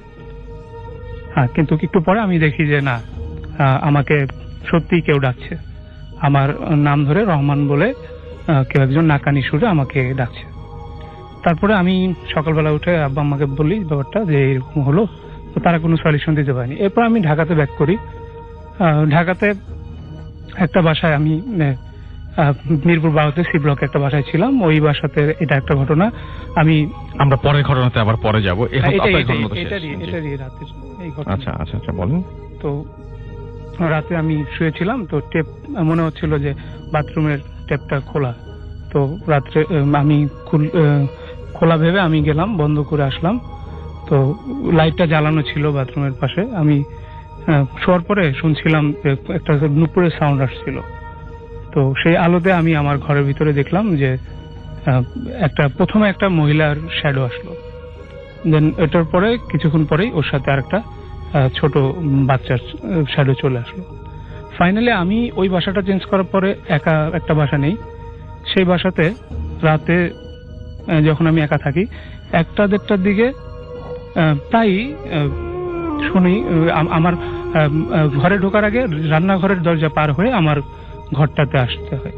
তো ওই ঘরটার ওই দরজাটা খুললে যে একটা সাউন্ড হয়, সেই সাউন্ডটা প্রায় প্রতিদিন হতো, এবং কেউ একজন পাশের ঘরে হাঁটাহাঁটি করতো মাঝরাতে। অনেক ধন্যবাদ আপনাকে আপনার ঘটনার জন্য। এবার চলে যাচ্ছি আমাদের প্রথম অতিথির কাছে আরো একবার। চলে যাই আবার আমার আরেকটি ঘটনা। আপনার নামটা প্লিজ একটু বলবেন, তারপর আমরা আপনার ঘটনায় যাব। অসংখ্য ধন্যবাদ আমাকে আবার সুযোগ করে দেওয়ার জন্য। আমি আব্দুল্লাহ আল হাদি সোহাগ আরো একবার আপনাদেরকে আরেকটা ঘটনা শোনাবো। এসছি আমি সাভার থেকে। আর আমার বন্ধু ফাইম বিন ইমরান, ওকে খুব ধন্যবাদ, ও আমাকে এত দূর নিয়ে আসতে সাহায্য করেছে রেডিও ফুর্তিতে। তো যাই হোক, আমি আমার স্টোরিটাতে চলে যাচ্ছি। আমার এখনকার যে ঘটনাটা সেটা হচ্ছে আমার নিজের নানুর সাথে ঘটা ঘটনা। এটা হচ্ছে অলমোস্ট 40 বছর আগের ঘটনা। তো তখন এই ভূত প্রেত বা জিন যেটাই বলি আমরা, তো অবশ্যই জিন বিশ্বাস করি। তো সেটা তখন এইগুলোর স্বর্ণযুগ ছিল বলা যায়। তো তখনকার একটা ঘটনা আমি বলছি। তো আমার নানু যখন বিয়ে হয়, নানু আর নানার, তো তাদের বৈবাহিক জীবনের ফার্স্ট অ্যাবাউট 5 to 6 ইয়ার্স আমার নানু কিছুতেই কেন জানি কনসেপ্ট করতে পারছিলেন না। মানে বাচ্চা পেটে আসলেই সেটা যেভাবেই হোক মিসক্যারেজ হয়ে যাচ্ছিল। তো এটা কেন হচ্ছে এটা ঠিক ওনারা ধরতে পারছিলেন না। আর তখন তো এতটা চিকিৎসা এতটা উন্নত ছিল না। তো ওই গ্রামের যারা উজ্জাত বা কবিরাজ এরা যারা ছিলেন, তো তারা বললেন যে এটা কেন হচ্ছে বুঝতে পারছি না, তবে কিছু ওষুধ দিচ্ছি, হয়তো বা এটা ঠিক হয়ে যাবে, আর কিছু প্র্যাকটিস দিচ্ছি, এটা নিয়মিত করবেন, হয়তো বা এই প্রবলেমটা হবে না। তো আমার নানু তখন বেশ সিরিয়াস এই বিষয়টাতে, যে কিভাবে এটা এই প্রবলেমটাকে মোকাবিলা করা যায়। তো এক সময় আমার নানু তাকে বলা হলো যে আপনি যখন আপনার পেটে ঠিক বাচ্চাটা আসবে, তখন আপনি দয়া করে এই আপনার যে স্বামীর বাড়ি অর্থাৎ যে শ্বশুর বাড়ি, এখান থেকে আপনি দয়া করে বের হবেন না। এই বাড়িটা আমরা বন্ধ করে দিয়ে যাচ্ছি, যেটা বন্ধ বলে, উঝারা এসে করে দেন। তো তারা এটা এই বাড়িটাকে বন্ধ করে। তো যার ফলে আমার নানু তখন বেশ সিরিয়াস হয় বিষয়টা নিয়ে, এবং তিনি আলহামদুলিল্লাহ প্রথম সন্তান কনসেপ্ট করলেন এবং ডেলিভারি ফাইনালি হলো। আমার বড় খালা তিনি পৃথিবীতে আসলেন। তো এরপরে আমার আম্মু হয়, ওনারা মোট 6 ভাই বোন, 3 ভাই 3 বোন। তো থার্ড যে আমার মামাটা হওয়ার কথা ছিল, তিনি যখন আমার নানুর পেটে আসে, তো তখন একটা খুব অপ্রীতিকর একটা ঘটনা ঘটে যায় যে আমার নানু, তাকে বলা হয়েছিল ঘরের বাইরে না যেতে। তিনি সেইভাবেই চলছিলেন। খুব কষ্ট হচ্ছিল যদিও, তিনি সব প্রয়োজন ঘরেই সারতেন বেশিরভাগ, যতটুকু পারা যায়, এবং ঘরে খুব দ্রুত চলে আসতেন। তো তারপরে একদিন যেটা হয়, খুবই গভীর রাত, বাইরে তুমুল বৃষ্টি হচ্ছিল, ঝড়, সেই সাথে শিলা বৃষ্টি, খুব বিদঘুটে একটা অবস্থা। তো আমার নানু এবং নানা এটা একটা জিনিস খেয়াল করে যে তাদের ঘরের বাইরে কেউ একজন আছে। মানে বৃষ্টি হলে সাধারণত যেটা হয় আর কি, মানুষজন আশ্রয় নেয়, কোন একটা ছাউনি দেখলে বা কিছু একটা এরকম মাথার উপর পেলে সেখানে চলে আসে। তো সেই একটা পরিস্থিতি হয় তখন যে কিছু মানুষ, 2 জন মানুষ তখন আমার সেই নানু বাড়ির ব্যালকনিতে এসে দাঁড়ায়। উপরে যেহেতু টিনের ছাউনি আছে, একটু বৃষ্টির থেকে, কিন্তু একসময় তারা নক করে আমার নানুর সেই ঘরে। তো নানা জিজ্ঞেস করে কে। তো তখন তারা আওয়াজ দেয় যে আমরা তো বৃষ্টিতে ভিজে যাচ্ছি। প্রথম আমরা যখন এখানে আসলাম আপনার এই ছাউনির নিচে বারান্দাতে, তো তখন বৃষ্টিটা ওইরকম তুখর বৃষ্টি ছিল না। তো এখন তো আমরা ভিজেই যাচ্ছি, একটু কি আমরা ঘরের ভিতর ঢুকতে পারি? তো নানা 7-5 না ভেবে অবশ্যই বললেন যে অবশ্যই আসতে পারেন। আর এত রাতে কাউকে অতিথি হিসাবে বরণ করে নেওয়া, এটা আজকের সমাজে যদিও ইম্পসিবল এটা, কিন্তু তখন এটা পসিবল ছিল, কারণ তখনকার মানুষজন এত খারাপ ছিল না। রাতে অন্তত চুরি ডাকাতি করতে আসবে এরকম পরিস্থিতি তখন ছিল না, মানুষজন ভালো ছিল। তো নানু যদিও অ্যাজ ইউজুয়াল মহিলা মানুষ, তিনি অনেক কিছু ভাবলেন যে না, এত রাতে দরজা খোলার দরকার নেই, আবার কি না কি হয়। তো নানা বললেন আরে মানুষের বিপদ আপদ হতে পারে, আমাদেরও তো হতে পারে। তো তিনি দরজা খুলেই দিলেন। ইভেনচুয়ালি তিনি দরজা খুলে দিলেন। খুলে দেওয়ার পরে দেখলেন যে দম্পতি টাইপের এরকম একজন পুরুষ একজন মহিলা, তো তারা সেখানে দাঁড়িয়ে, বেশ বয়স্ক, এবং তাদেরকে দেখে যেটা মনে হচ্ছিল যে আমরা যেটা সাধারণত শুনি যে ভৌতিক কোনো কিছু ঘটলে সাদা কাপড় এরকম কিছু নিয়ে আসে এবং ফর্মাল ড্রেস, একদম কেতাদুরস্ত পোশাক, সেরকম না। মানে তাদেরকে দেখে মনে হচ্ছে তারা কেবলই চাষবাস করে আসলেন বা কোথাও গিয়েছিলেন, এরকম টাইপের আর কি। মানে একদম সিম্পল তারা ছিল একদম। তো নানা বললেন যে আসেন, ভিতরে আসেন, বসেন। তো তখন আমার নানু তো তাদের সামনে আসেনি। তো মামাকে নিয়ে তিনি পাশের ঘরেই শুয়েছিলেন।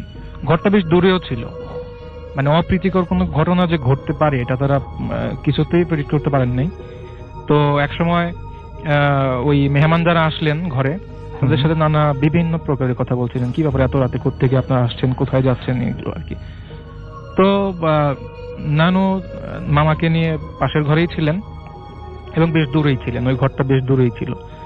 আর উনি বসেছিলেন হচ্ছে বসার ঘরে। তো এরকম কিছুক্ষণ ঘটনা মানে এই তাদের এই কনভারসেশন চলতে একসময় ওই 2 জন অতিথি তারা বলেই বসে যে আমরা এখন চলেই যাই, কতক্ষণই বা থাকবো এখানে, আর বৃষ্টি তো থামছে না, আমাদের তো বাড়িও ফিরতে হবে। রাইট।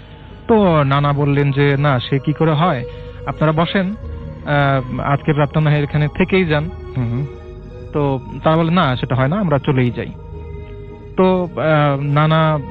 নানুকে ডাক দিলেন যে এই যে চলে যাচ্ছে ওনারা, তুমি কি একটু দেখা করবে কিনা বা এরকম কিছু বলবে কিনা। 2 জন মানুষ আসলেন। তো নানু এসে বলে যে আপনারা থেকে গেলেই পারতেন। প্রথমে যদিও তিনি একটু ভয় পাচ্ছিলেন, পরে বুঝলেন যে না, এরা একদমই গ্রামের মানুষ, একদমই নিরীহ মানুষ, একদম নেহাত বিপদে পড়েই আমাদের ঘরে এসছেন। তো নানু তখন বলে যে আপনারা থেকে গেলে পারতেন। তারা আলটিমেটলি চলেই গেল। তো চলে যাওয়ার পরে যেটা হয় যে বেশ একটা ইন্টারেস্টিং ঘটনা, কিন্তু ডেফিনেটলি তাদের জন্য এটা খুব পেইনফুল ছিল। কারণ তারা যখন মেহমানদেরকে বিদায় দিয়ে তারা যখন আমার মামার কাছে ফিরে যায়, মামা তখন হয়তো বা 6-7 মাসের একটা বেবি, বাচ্চা একটা মানুষ। তো সে ঘুমিয়েছিল ওই সময়টা। তো নানু এবং নানা যখন গিয়ে দেখে যে মামা তো শুয়ে আছে অবশ্যই, কিন্তু মামা ওয়াজ ডেড, মানে ফাইনালি হি ওয়াজ কিল্ড। কারণ এই মানে সে ওইরকম নিঃশ্বাস নিচ্ছে না, নাকের কাছে হাত নিয়ে দেখা গেল, এবং তাকে একটু নাড়াচাড়া দিলেই যেখানে কেঁদে ওঠে, চিৎকার করে ওঠে, সে সেরকম কোনো রেসপন্ড করছে না। তো যার ফলে তারা নিশ্চিত হলেন যে মামা নেই। তো এখন এটা কেন হলো, পরবর্তীতে এটা বিভিন্ন ধরনের আধ্যাত্মিক পার্সোনালিটি যারা আছেন তাদেরকে এটা ইনফর্ম করা হলো, কাল রাতে আমাদের এরকম ঘটনা হলো। তারা যেটা বললো যে তোমরা যথেষ্ট পরিমাণ কনসিয়াস ছিলা এই বিষয়টাতে, যে তোমার স্ত্রী অর্থাৎ আমার নানি ঘর থেকে তো বের হচ্ছিল না, তো ঘর থেকে যেহেতু সে বের হচ্ছিল না, ওরা কোনো ক্ষতিও করতে পারেনি। মানে জিন যেগুলো আমরা বলি আর কি, ক্ষতিকারক জিন, ভালো জিনও আছে, বদ জিনও আছে, তো ওরা ক্ষতি করতে পারতো না। কোনো একটা অজুহাতে তারা তোমাদের ঘরে আসে, এবং সেই দিনের যে দুজন অতিথি, তারা কখনোই অতিথি ছিল না, তারা ছিল একদম স্রেফ মানুষরূপী কিছু দুইজন জিন। এবং তারা এসে যখন তোমাদের ঘরে প্রবেশ করে, তারা তোমার সেই বাচ্চাটিকে মেরে ফেলতে তারা সক্ষম হয়। এবং তাদের পাওয়ারফুল, মানে তাদের পাওয়ারটা এত মানে শক্তিশালী পাওয়ার ছিল রাসেল ভাই, যেটা মামা তাদের সাথে দেখাই হয়নি। মামা ছোট বাচ্চা, সে অন্য ঘরে শুয়ে আছে, তারা শুধুমাত্র এই ঘরে আসলো, এসে বসলো, মামার সাথে তাদের কোনো মিটই হয়নি। তারপরেও তারা কি এমন করলো, জাদু বলেন বা যেটাই করেন আধ্যাত্মিক ভাবে, তো মামাকে তারা যেভাবেই হোক মেরে ফেলতে সক্ষম হয়। তো ফাইনালি এটা খুবই একটা কষ্টদায়ক একটা ঘটনা ছিল। তো নানু আমাকে ঘটনাটি বলেছে, তো নানু একদিন পর অবশ্যই কষ্টটা বলে গিয়েছে, বাট তিনি যখন এই ঘটনাটা শেয়ার করলেন আমাদের সাথে, আমি দেখতে পেলাম যে তিনি বেশ খুবই কষ্ট পাওয়ার মতো একটা ঘটনা। প্রিয় লিসেনার, প্রতিনিয়ত এই ধরনের বাছাই করা ভয়ানক ঘটনা শুনতে চ্যানেলটি অবশ্যই সাবস্ক্রাইব করে নেবেন। তবে এই এপিসোডের মধ্যে যে ঘটনাগুলো আপনাদের মাঝে অনেক ভালো লেগেছে অবশ্যই কমেন্ট সেকশনে জানিয়ে দেবেন। আমি পরবর্তীতে ঠিক এই ধরনের ঘটনাই আবারও দেওয়ার চেষ্টা করব। তবে ভূতের প্রেমের যত ভয়ানক ঘটনা আছে প্রত্যেকটা ঘটনা আমি নিজেই বাছাই করে তারপর প্রতিনিয়ত এই ইউটিউব চ্যানেলে রাত 10টা বাজে পাবলিশ করে থাকি। তাই বলবো, এখনো যারা এই চ্যানেলটি সাবস্ক্রাইব করেননি তারা অবশ্যই চ্যানেলটি সাবস্ক্রাইব করে নেবেন, আর অবশ্যই এই ভিডিওর মধ্যে একটি লাইক দেবেন। তো আজকের জন্য এখানেই বিদায় নেব। আবারও আগামীকাল নতুন কিছু বাছাই করা ভয়ানক ঘটনা নিয়ে আপনাদের মাঝে চলে আসবো। সকলেই ভালো থাকবেন, সুস্থ থাকবেন। আল্লাহ হাফেজ।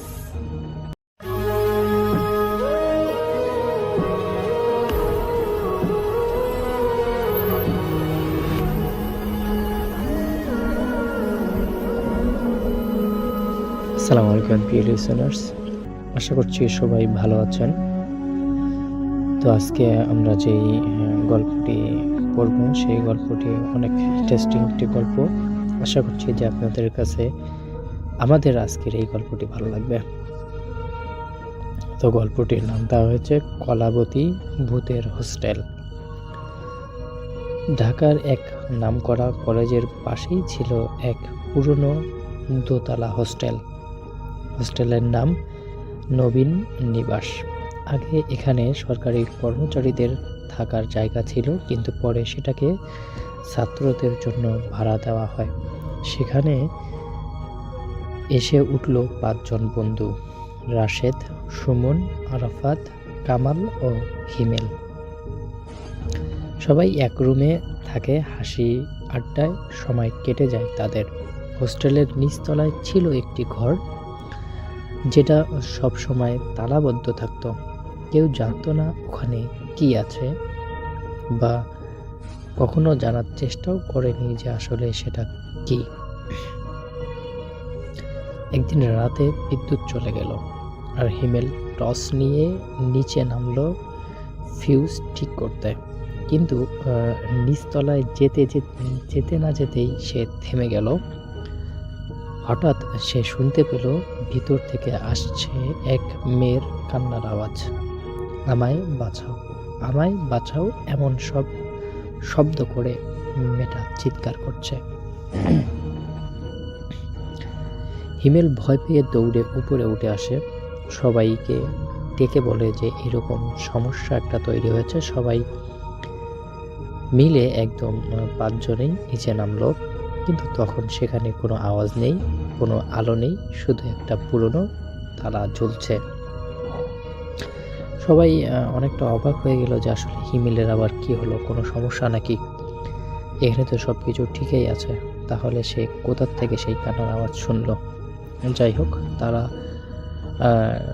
সমস্যাটাকে একটা কাকতালীয় ভেবে এটাকে টেনে আবার নিজেদের বাসায় চলে গেল। পরদিন হোস্টেলে পুরনো দারোয়ান আব্দুল চাচা বলল, ও ঘরে আগে এক মেয়ে থাকতো, নাম কলাবতী। কলেজের পাশে এলাকায় তার বাড়ি ছিল। সে খুব সুন্দর ছিল, কিন্তু সবাই বলে সে জাদু জানতো। এক রাতে হঠাৎ আগুন লাগে, পুরো ঘরটা পুড়ে যায়, শুধু তার ঘরটাই। পরে কেউ তার লাশ খুঁজে পায়নি। তারপর থেকে কেউ ঘরে থাকতো না।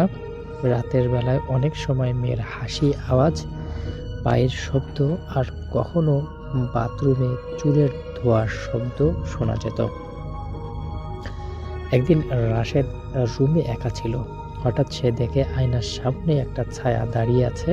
সে ঘুরে দেখে কেউ নেই। আয়না আবার তাকায়, দেখা গেল আয়নার ভিতরে একটি মেয়ের মুখ, পুড়ে যাওয়া কালো চামড়া, চোখ থেকে রক্ত ঝরছে, আর ঠোঁট দিয়ে লাল যেন কি একটা বের হচ্ছে, মনে হচ্ছে রক্ত। এটা দেখে আসলে রাশেদ সেখানে জ্ঞান হয়ে পড়ে এবং পরদিন সকালে তাকে পাওয়া যায় মেঝেতে পড়ে আছে, চোখ খোলা, কিন্তু মুখে কোনো আওয়াজে নেই। ডাক্তার বলে সে মানসিকভাবে অনেক বড় একটা আঘাত পেয়েছে। সুমন আর আরাফাত ঠিক করলো তারা ব্যাপারটা মূলে যাবে। আসলে এখানে কাহিনীটা কি হয়েছে সেটা বের করার তারা চেষ্টা করবে। তারা রাতে নিচে নামলো, তালা ভেঙে ঘরটা খুলে ফেললো। ভিতরে ছিল একটা পুরনো আয়না, একটা পোড়া চেরুনি, আর একটা দেওয়ালে লেখা রক্তের দাগ। আমি ফিরে আসব, প্রতিশোধ নিতে আমি ঠিকই ফিরে আসব। সুমন আয়নার সামনে দাঁড়াতেই বাতি নিভে গেল। ঘর ঠান্ডা হয়ে গেল বরফের মতো, আর আয়নার ভিতর থেকে একটা হাত বেরিয়ে তার গলা চেপে ধরল। আরাফাত দৌড়ে এসে আয়নাটা ভেঙে ফেলল, কিন্তু তখন আয়না থেকে বেরিয়ে এলো এক ভয়ঙ্কর কালো ছায়া, লম্বা চুল, জ্বলন্ত চোখ, আর মুখ বিকৃত। কলাবতী। সে চিৎকার করে বলল, তোমরা আমার ঘর ভেঙেছ, এখন তোমরাও মরবে। সেই রাতেই পুরো হোস্টেল জুড়ে আগুন ধরে যায়। দারোয়ানরা বলে ভিতর থেকে মেয়ের হাসি আর ছেলেদের চিৎকার শোনা যাচ্ছিল। আগুন নেভানোর পর দেখা গেল পুরো ভবনটা পুড়ে একদম ছাই হয়ে গেছে, কিন্তু একটা ঘর অক্ষত, সেই নিচের তলার ঘরটা, সেটাতে একটু আগুনও লাগেনি। এমন একটা দৃশ্য দেখে এলাকাবাসী সহ এখানকার সবাই অনেক বেশি অবাক হলো, এটা কিভাবে সম্ভব। কিন্তু পরবর্তী সময়ে দেখা গেল যে হোস্টেলের পিছনে যে একটা মানে পুকুর ছিল, সেই পুকুরের মধ্যে ওই 5 বন্ধু ওখানে ছিল আর কি। ওরা কোনোভাবে সেখানে বেঁচে গেছে, কিন্তু তাদের যে বিল্ডিংটা ছিল, এই বিল্ডিংটা পুরোটাই একদম ছাই হয়ে গেছে। এবং পরবর্তী সময় তারা এলাকার একজন ভালো মুরব্বীকে সমস্ত কথা যখন বলে, তখন সেই মুরব্বী একজন কবিরাজ নিয়ে আসে এবং একজন তান্ত্রিক নিয়ে আসে। দুজন মিলে অনেক ঝাড়ফুঁক করে আসলে সেখানকার আসল ঘটনাটা উদ্ঘাটন করে সেই যে মেয়েটা ছিল কলাবতী, সেই মেয়েটার আত্মাটাকে শান্ত করার জন্য অনেকভাবে চেষ্টা করে এবং অবশেষে তারা আসলে সেই আত্মাটাকে শান্ত করে ঠিকঠাক জায়গায় পাঠিয়ে দেয়। তো এরপর থেকেই আসলে সেখানে সব কিছু ঠিকঠাকভাবে চলছিল এবং ওই 5 বন্ধু এখন আসলে তারা সেখান থেকে গ্রাজুয়েট কমপ্লিট করে তাদের নিজেদের আবাসস্থানে ফিরে গেছে। তো দর্শক, আসলে আমাদের গল্পটি ছিল এতটুকুই। আমি জানি না আপনাদের কাছে গল্পটি কেমন লেগেছে, যদি গল্পটি একটু ভালো লেগে থাকে তাহলে কিন্তু অবশ্যই আপনাদের মন্তব্যগুলো করে যাবেন আমাদের ভিডিও কমেন্ট বক্সে। আর এরকম নতুন নতুন ইন্টারেস্টিং গল্প পাওয়ার জন্য অবশ্যই আমাদের চ্যানেলটিকে সাবস্ক্রাইব করে বেল আইকন বাটনটি বাজিয়ে দিন। ভালো থাকবেন, সুস্থ থাকবেন, আল্লাহ হাফেজ।